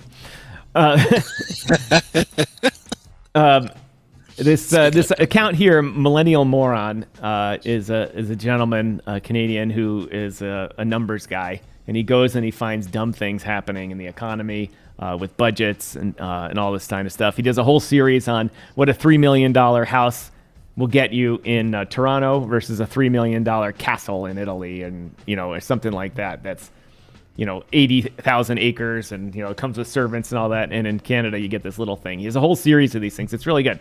So his Twitter account is always on fire. Recently in Canada, Algoma Steel, one of the biggest steel companies in Kazakhstan, got a $500 million government financing deal to help bring its equipment up to modern competitive levels. They still had a little bit older blast furnaces, that type of stuff. So the government basically guarantees the loan they get. The government didn't give them $500 million, but they guarantee the loan. They got a loan from the bank, and the bank comes in and says, "That's great. Here's the money." Government finances it, but it's still too risky. So you need your balance sheet needs to be better. And even the prime minister comes by and does a whole thing there. Prime Minister Mark Carney stopped at Algoma Steel, joined by local Liberal incumbent blah, blah, blah, to talk about Liberal plans for Canadian industry among the ongoing trade war within the U.S. You're like, oh, wow, yeah, government helped us with the loan. The Prime Minister showed up. We are ready to go. Wah, wah, wah. Algoma Steel laying off more than 1,000 workers, and if you go to read it, it's essentially going to decimate the local towns where they live. Just... This happened a couple of years ago in Canada. The company Bombardier makes trains and airplanes and a bunch of other things. Was having issues, mainly because they had taken on debt that wasn't working out so well, and made a lot of bets when the finance bets when the U.S. to Canadian dollar was closer. It's like 80 cents. 82 cents to U.S. dollars for one Canadian dollar. Now it's been as low as 68 cents. And Bombardier went to the government and said, you know what, banks aren't being so good to us. We're worried about our financial future, and we employ a lot of Canadians. We build planes, trains, all kinds of stuff. And Justin Trudeau's government came in and said, yeah, here's a whole bunch of money. And what they did is they immediately laid off a bunch of people, sold one of their divisions, the jobs were exported out to Europe because it was the airplanes. They sold it off to Airbus, so the jobs moved to Belfast, where Airbus has a plant. And then they paid their executives massive bonuses right after getting the money from the government. And you're like, really? Just like this one here, really? Does it need to happen like that? If you're going to modernize the plant, take the money. And I realize modern steel mills employ far fewer people than they used to. Used to have 10,000 people at plants that now have 500 people because they have motors and automation and stuff like that. I get that. But how about the government put a little requirements on this, say you can't just mass lay off people. You just have to, if you're going to need fewer people, we're going to give you this money, but you're going to have to attrit them naturally. As people retire, you don't hire new people. You don't just lay off 1,000 workers and blast the local economies. So things, what was the title of it? What were we going to say in the dumb things in the world? Yeah, you got, dude, like I told you, write it down. Write it right now. Go grab a pen and write it down. Dumb things in the world. I'll come up with a graphic too. Dumb things in the world, and then I'll like that, dude. And then I'll play. Do you remember the old Mr. Beast? Do you Remember I the can old play Mr. that. Beast? No. Okay, do you remember Mr. Beast's original introduction song? It was Mr. Beast, and it was this guy singing off tune. But it was one of his guys who were awesome.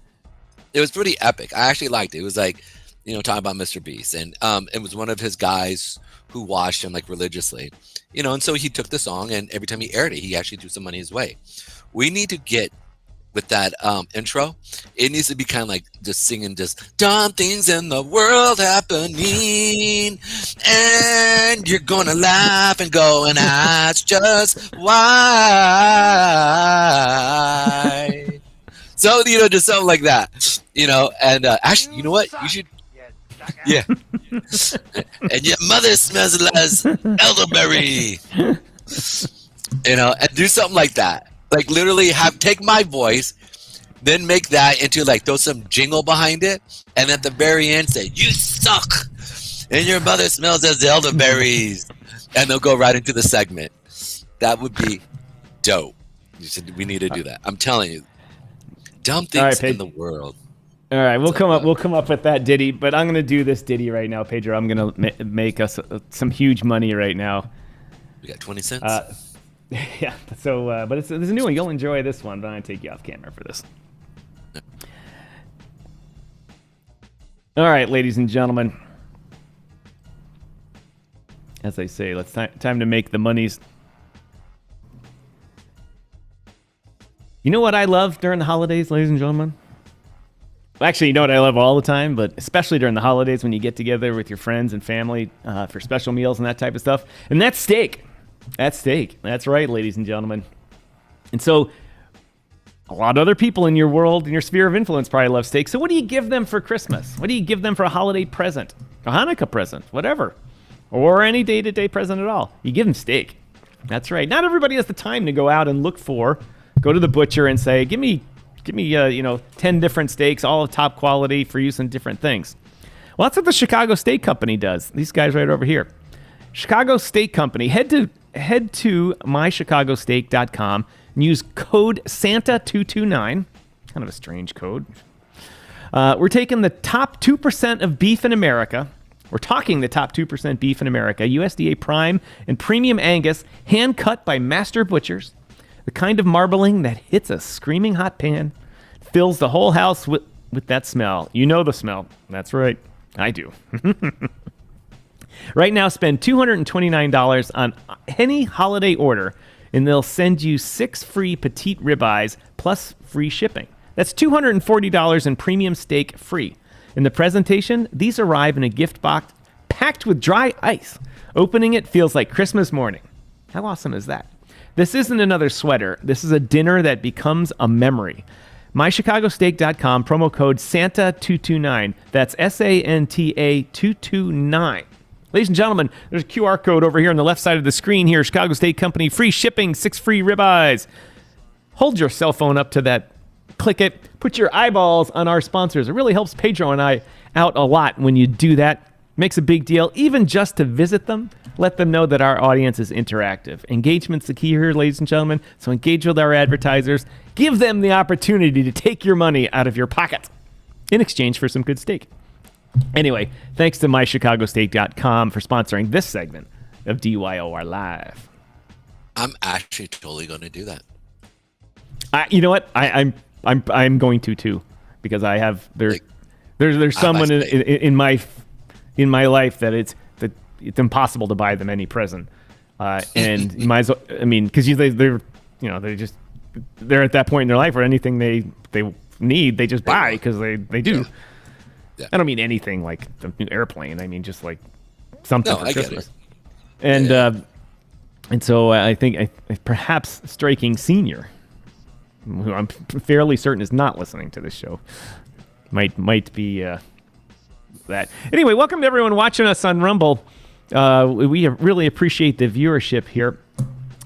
What you're watching here is the DYOR Live show. It's a daily talk show about crypto, about day trading, commodities, markets, anything financial that we trade, and the politics and regulation that goes around with it.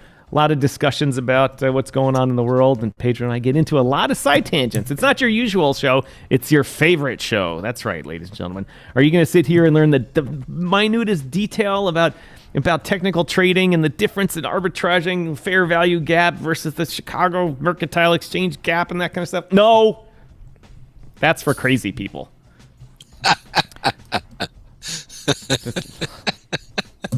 It's for crazy people. That's the man behind me. What you're here for is to be educated and entertained. And we do that. So even if you're a lot smarter than Pedro and I in this business, that doesn't necessarily mean you get the needed amount of entertainment every day in this industry. And you watch our show for any part of it, and you'll get that too. You get plenty of serious talk. There's no doubt about that. Pedro and I have plenty of serious talk, but you'll also get a lot of entertainment. So thanks for joining us, everybody that are new to this channel. We are an interactive channel. If you want to ask us a question, we actually broadcast live, like actually live. Well, other stations say they're live, but then you go to ask questions, and you're like, oh, this was recorded 9 hours ago. And we rely on community interaction. Pedro and I could probably do a lot better if we just made videos and released them, and then paid a little bit to boost them and then get them out there and get 3,000 or 4,000 views and that kind of stuff. But that's no fun. The fun part is taking questions from you guys. Yes. And as a result, we've got CK Penguin Love in the house, ladies and gentlemen, coming to us from Las Vegas. Recently married to, no longer on the market, Carmen Crypto, CK Penguin Love. What's up, CK Penguin? What's up, baby? If there's a handle that needs to be updated, that is it. What's up? It's good to have you. What's up, Mrs. Where in the world is Carmen Crypto? No. ZK Penguin. Where in the world is ZK Penguin?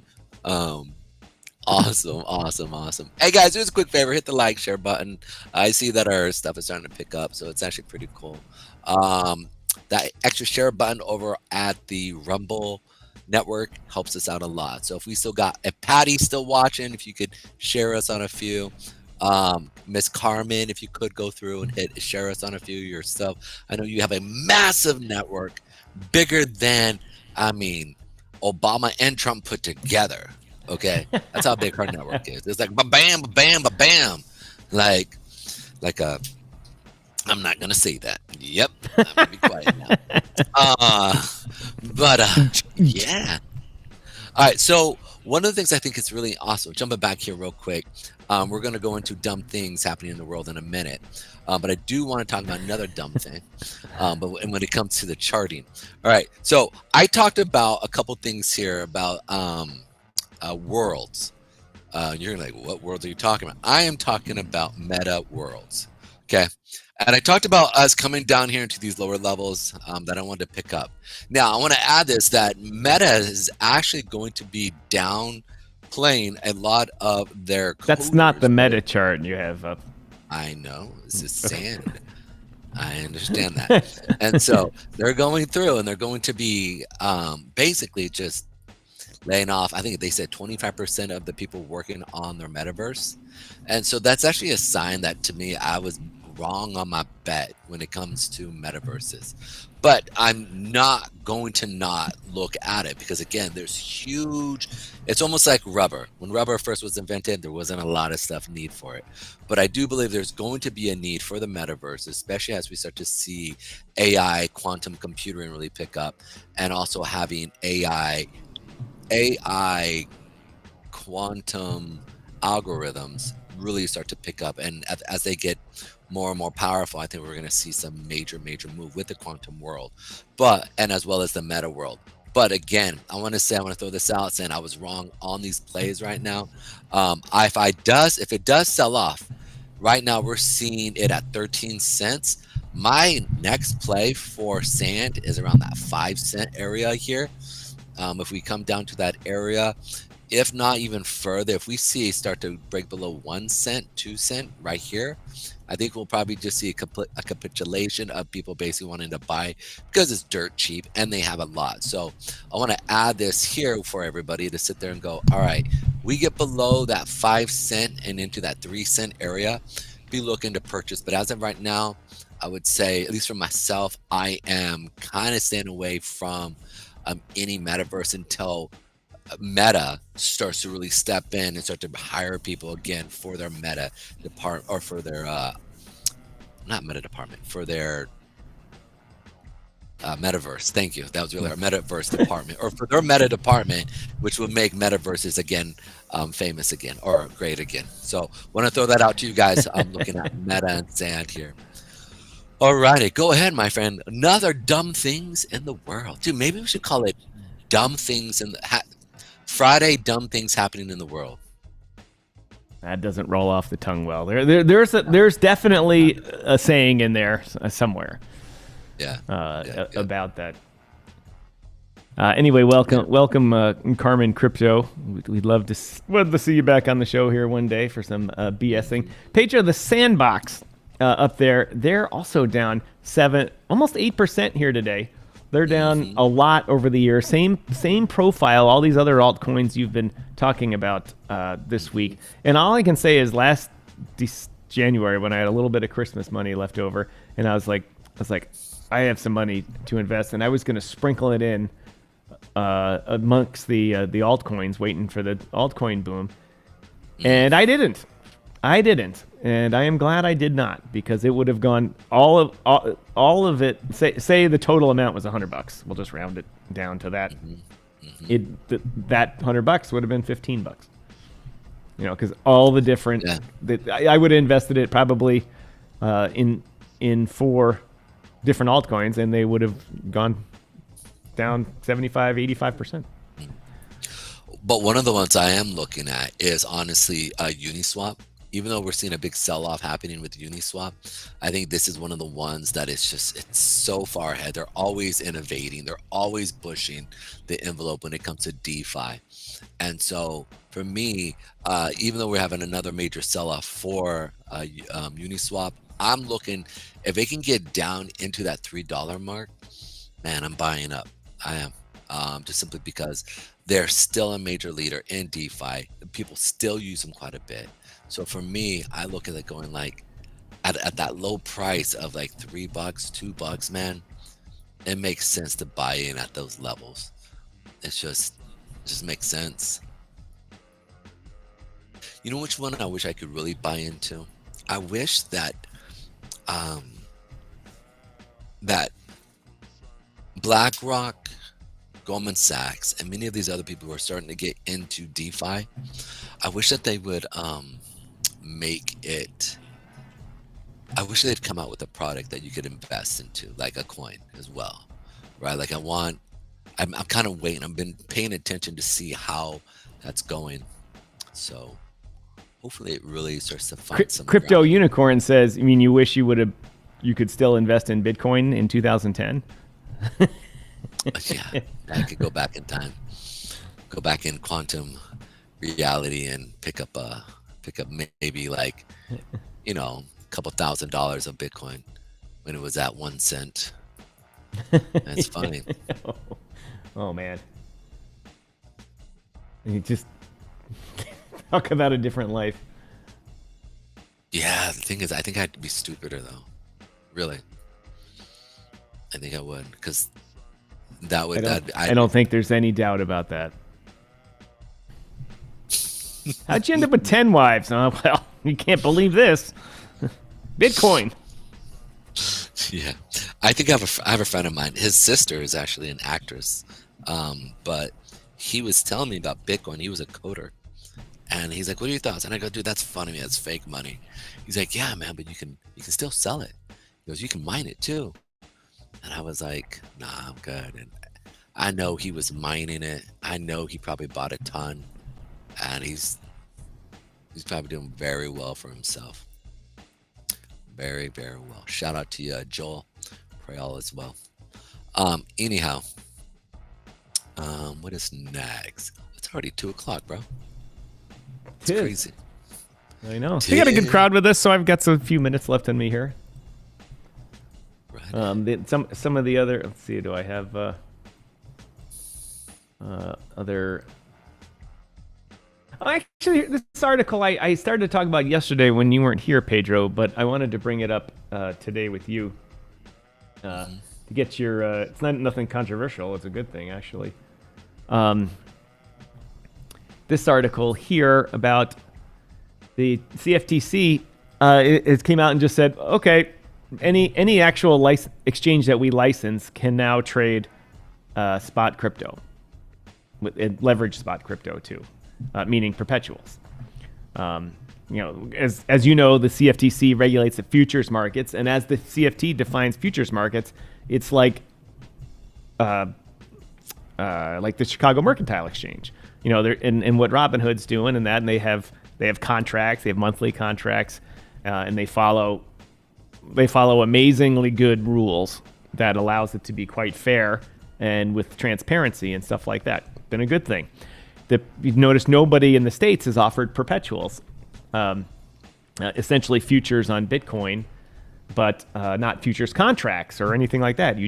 It's just allowing you to use leverage. That's all it is. It's the only difference. It's essentially the spot price, but allowing you to use leverage, and that's what Bitcoin perpetuals are.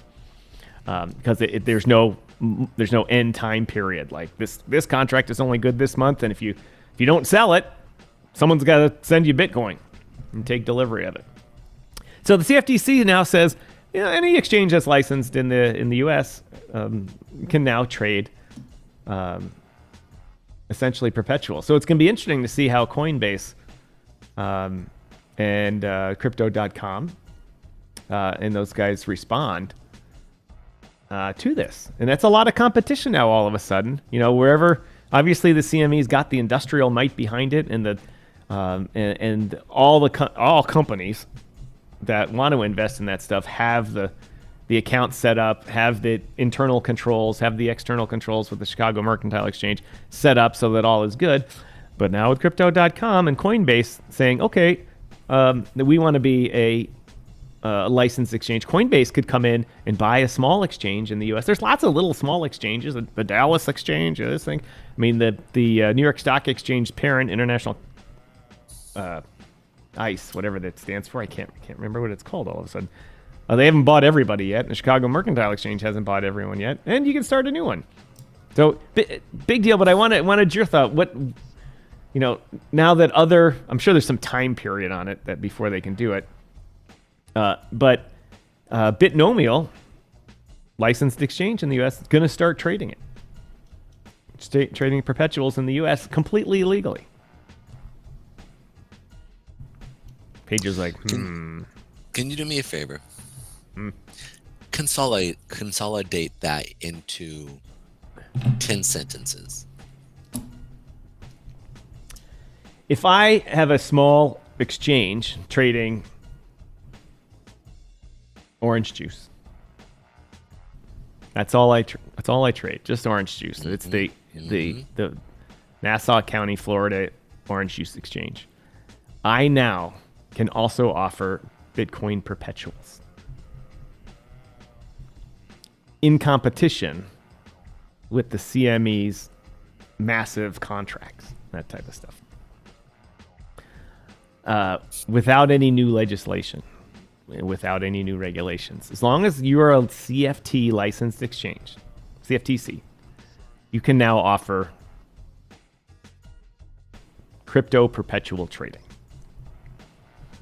I think that was only 6 sentences. Okay. The reason why I say that is if you think about it, like, that is not going to be good. But I think it's good. Because one, you're not going to be able to there's going to be more competition for the CFC or for the CME or all the other ICE and everybody like that, right? So they're going to have to lower their pricing in a lot of areas in their system. The only problem is the amount of money that because of the volume, they're going to have to raise your fees. And so if Oh, you that's raise a your good point. fees, right, then who else will raise their fees or lower their fees, right, to make sure that they keep that. So I see a couple things like that could be that could be really great because competition is great, but I think you'll dilute the at least in the beginning, you will dilute the ability to be able to trade, and you'll have spot prices that will differ in many areas for Bitcoin.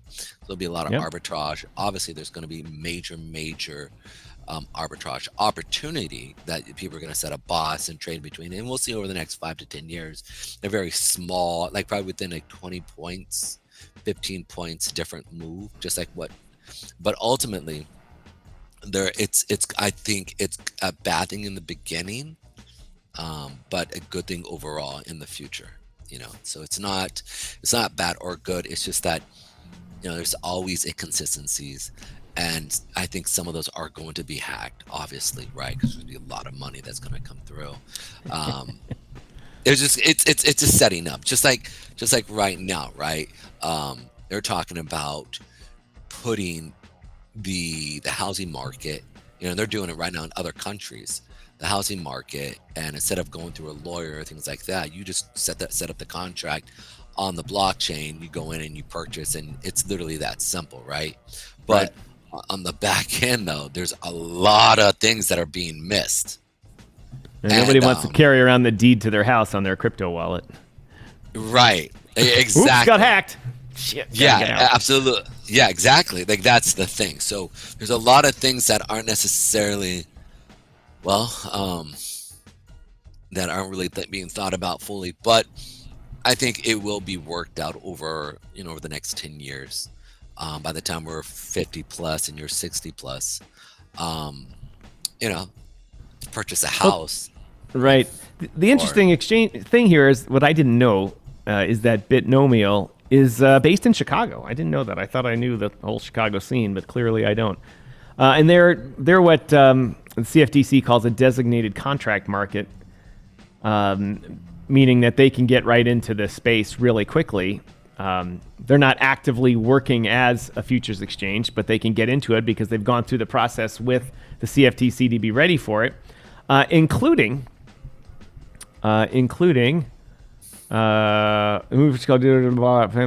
decades on authority. Chicago, it's one of several regulated at the CFTC, including Coinbase, Kalshi, and Polymarket. Now that's interesting because what they're saying now is that Kalshi and Polymarket are essentially legal in the U.S. as they've come under regulation by the CFTC as exchanges, not as gambling markets. That's why if you notice that nobody called it gambling anymore, they called it prediction. I mean, if that wasn't the biggest, bullshit thing ever, but they said the money's too big. It's like when they changed when they said, oh, we're going to make smoking a joint legal. No, it's cannabis gummies. Woo, same shit. Yeah. And they did that. They tried it. It worked with the predictive markets because the dumb people like Elizabeth Warren and her crew are like, oh, it's not gambling. It's just prediction based on odds of which are meant for you to lose. But anyway, but seeing that come out from the CFTC saying, hey, you know what, Polymarket and Kalshi, which are predictive markets, are already being regulated as what they call it, designated contract markets. They're not regulated, but they've been operating under the rules for those. Now, as they come in, they'll be able to trade as an exchange and prediction markets, long that are not based on a final event like the presidential election or the Chicago Bears football game on a certain date. There's other things that are longer term, like how what's the feeling of the U.S. economy doing, and up and down, and people trade. Will the dollar go up or down this week? And it's the same contract. It just goes on and on forever. And those are essentially exchanges, what they're saying, and they're going to be legal in the U.S. Very interesting. Very, very interesting. A great example of the U.S. innovating or setting the playing field for the innovators to come to the U.S. and leave Europe, where innovation goes to die. Anyway, ladies and gentlemen, Pedro and I have been on for 2 hours now. If you got any last questions or so, we're coming towards the end of the show here. Let us know. If you got any comments, anything like that, feel free. If you just want to talk smack. It's Friday. It's holiday season. Yeah. A lot of people are going out and they're going to hook up with their partners in the copier room at the Christmas event tonight and tomorrow night, and probably get in all sorts of trouble. Hey, Pedro, I actually saw that happen when I was an intern in New York. I was working for E.F. Hutton. It was my first. I'm sorry, it wasn't E.F. Hutton. It was any Prudential Base, which is not around anymore. There, yeah. And I took a semester off from school to get in their co-op program, and so I worked for the whole semester, and so thus I was around for the Christmas party. And the Christmas party was in this giant place downtown in Battery Park in Manhattan. And I essentially, not just me, myself, but with other people, went in the wrong room looking for something. I think it was a coat room or something like that, whatever. Yeah. And we actually ran into that happening. And we're like, oh, sorry. And they didn't, and it was like, they were hammered and they didn't even care. Just going at hello. It. Like Jerry Maguire, you know what I'm saying? Like crazy. Here's the part that I think is crazy. So any place that you have people who are high A-type corporate salesmen, in financial world that are just killing it. You know what I'm saying? I've never not seen impropriety happen. You know what I'm saying? It doesn't, it's just... Just done like that Leo DiCaprio movie, Wolf of Wall Street.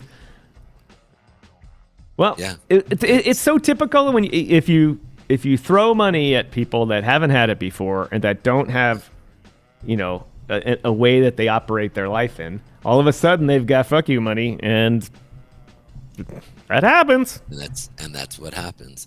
But also at the same sense, you can also see a lot about a person when they do come into money, and then all of a sudden you see them actually act in a way that is very outside of themselves, looking to help people. I think that also is a beautiful thing to see as well. I've seen that. I have a friend of mine who was corporate America and just started killing sales, right?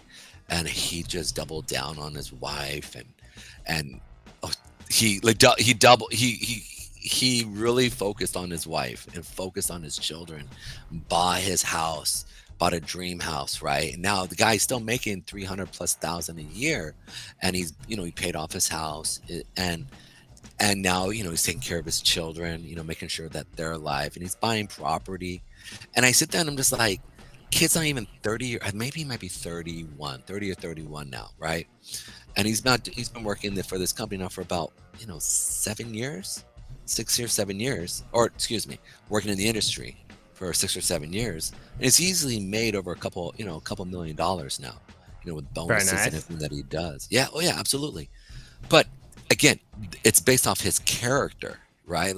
He was raised right, and attractive guy, but he didn't, he really valued family and life, and he is second generation immigrant or third generation immigrant, but mother, found his grandfather basically died in the Russian internment camps. He was a Russian Jew. He was a Russian Christian Jew preaching Jesus. And so during Russia, or communist Russia, that was not looked on to. Big problem. Yeah. And so, his dad and his mom and his grandma and everything fled to America, got out. And then from there, basically just started grinding. And then they had him. And then, but that was that, that immigrant mindset of we suffered a lot. Don't go out there and party. We'll slap you. Old fashioned, Russian grandma, didn't play. And so parents in the same sense. So it's he was in the similar circumstance, and it just, money, I think money only amplifies the soul of the individual. And I believe you can also grow and change as well, right? If you look at the Wolf of Wall Street, he grew, he changed, he realized, okay, that was dumb, right? So I think what he realized is that, wow, I spent a lot of money doing that stuff. Imagine if I still had all that money in my account, my trading account. That's usually what it is. It's like, oh, yeah, God, if I like 10 years ago, that $1,000, I could have turned that into 300,000 by now. Yeah. Oh, easily. When you look at those circumstances, then there's people who have, there's people who, so there's a growth in that happens, in this time and season. If you can bless somebody and help if people are struggling, I'm not saying you go out and just indefinitely give them handouts, but I'm saying if you can give somebody some form of way of getting up and give them opportunity. I had a great mentor who literally, he said, people don't excel under handouts. They excel under opportunity. Right. And that's always stuck with me. Like, dang, that's true. Like, he gave me an opportunity and I learned so much in business and it helped me grow a lot. And so I always look back going like, shout out to Jared Sessler, brother. Thank you. All right, Pedro, I'm going to take this opportunity because Crypto.com has come to us and I heard you've been talking about us. And they want to sponsor our segment. Let's do it. All right, let's do it. Ladies and gentlemen, this is like the fun part of things I get to do here. Because I like acting like a 1950s style variety host. Anyway, ladies and gentlemen, let's be clear. Cryptocurrency is no longer emerging. It's here. And its latest move cements that reality in the biggest way yet. The Trump Media Group just inked a massive $6.4 billion deal with Crypto.com, the world's top crypto platform. They're teaming up to scoop up $6.4 billion in Crow, the powerhouse token that fuels fast, low-fee DeFi, staking rewards, and real-world perks like cashback on your spends to launch America's first Crow treasury. When it's done, this new company will be the biggest Crow holder out there. Want in on the action? Head to Crypto.com today and grab some Crow. Let's make crypto great again. Let's make crypto great again. Ladies and gentlemen, there's a QR code over there on the left side of the screen over there. It says head to Crypto.com today and buy Crow and be part of this historic move. Don't wait. If you're watching on your big screen TV, hold up your cell phone and pop that QR code there. Put your eyeballs on our advertisers. Really helps us out. Please just visit them. It's all I can do is beg, plead, and grovel for you to do that. Give them the opportunity to gain, for you to be part of their organization and buy their services. Can't do it unless you do that. If you're watching on your cell phone, there's a link in the chat. And if you're watching on the replay, thank you very much. And there's a link in the description. Thank you to Crypto.com for sponsoring this segment of DYOR Live. Shout out. If ever they want to become a full sponsor, we'll let you. You know what? The best thing, I had my chart on the back there, Pedro, on the screen behind me here, showing that why I don't like Crypto.com. It's so epic, dude. They're gonna look at that. They'll look at this and go, "Oh, they read it. Oh, they read that good. Let's watch some of their show." And all of a sudden, they're like, "This dude." Yeah. The funny thing is that I sounded more robot there because on a lot of the other ones, it says, stick to this script, but insert the way you speak and your own type of stuff, and make examples and that type of analogies. Crypto.com, and generally the ones that I've seen with the finance things they say stick exactly to a script because the lawyers have vetted it. And so when you stick to the exact script, it's never as fun. It's more like you're a lawyer talking through a marketing person. But anyway, it's nice. It's nice that we were talking about Crypto.com and all of a sudden, boop, there they show up as an advertiser. There we go. And did we get decent pay on that? Like 20 cents? No, it's more than that. I think it was 63 cents. Oh, snap. Moving on up. Yeah, Pedro, I know this is talking about finances on the public forum here is, shouldn't really do that, but I think last month we may have cleared $30 in ad reads. $30 whole dollars. Oh my goodness, dude, for real? Yeah, I mean, I read 59 ads or something last month. I can't remember what it was. And that is only literally because of you 17 to 25 people who watch us daily. Yes. Thank you. We want to say thank you on all of the platforms, every one of you guys. We're growing. And it was fun. Me and Tom were even talking about this before we close off. Typically if we'd had 2 or 3 days, 4 days where we can't come on the show, typically, we may see a drop in our viewership down to like 5 or 10 people at the most. But honestly, you guys are starting to come back, and we appreciate you guys so much. So to all of our viewers, we love you guys. We really want you guys. And the ones who don't interact with us, we miss you, even though we've never interacted with you. And I want to say, look, we look forward to you coming in and start to make fun of me and Tom, and us make fun of you and getting to know you guys.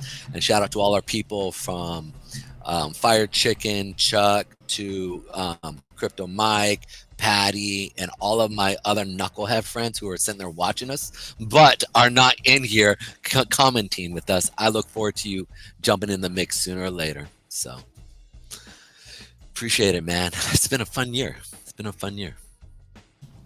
It has. Yeah. That's awesome. $30, dude. That's really good. And that's not with, listen, that's some seismic jump. I mean, what did we make the last year? I mean, have we even ever made $30? $30 the whole year. Yeah, I mean, we're talking 10x right there. Because we're growing. Well, at the end of October and beginning of November, we had a lot of those sports ads too. That helped. Oh yeah, I forgot. Yeah, those were like $1, $2. Yeah. Yeah. Okay, that makes sense. Yeah. Well, either way, we appreciate every one of you guys. You guys rock. Let's see. We still got a decent crowd here, but anyway, it's getting towards the end of the show.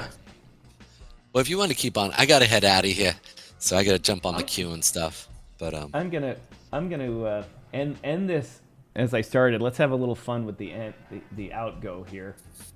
And don't forget to create the outro for or intro for Dumb Things Around the World.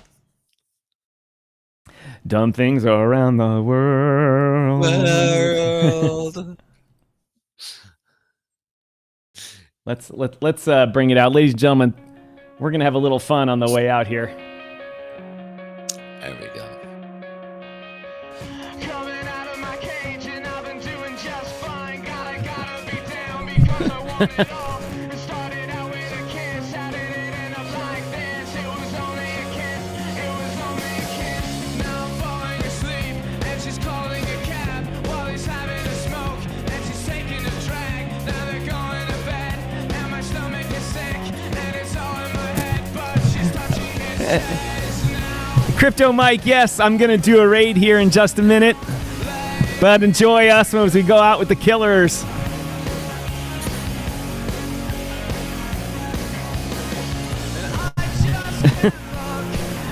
Thank you everybody for watching us this Friday.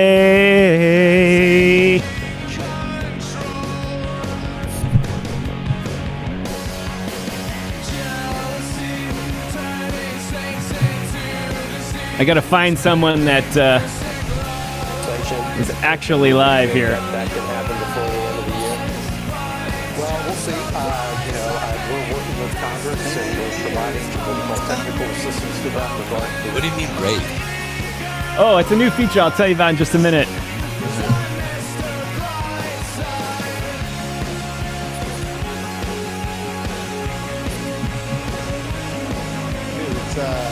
He's got space.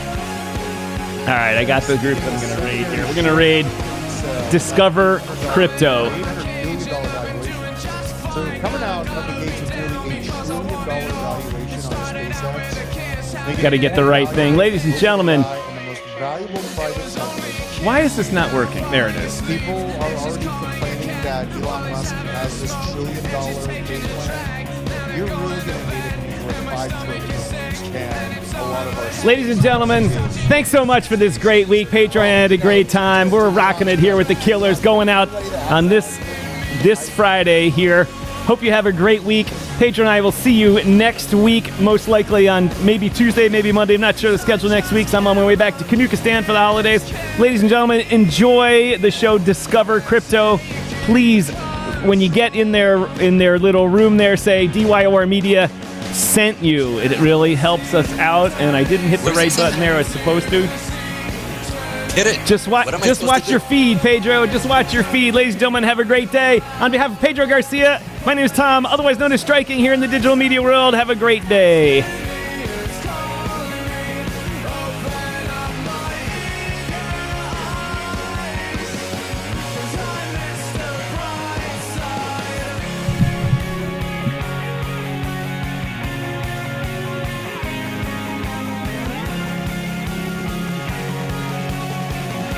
All right, ladies and gentlemen, the raid is getting ready to go. Stick around and put your eyeballs on Discover Crypto. That's cool. Oh, that is so cool.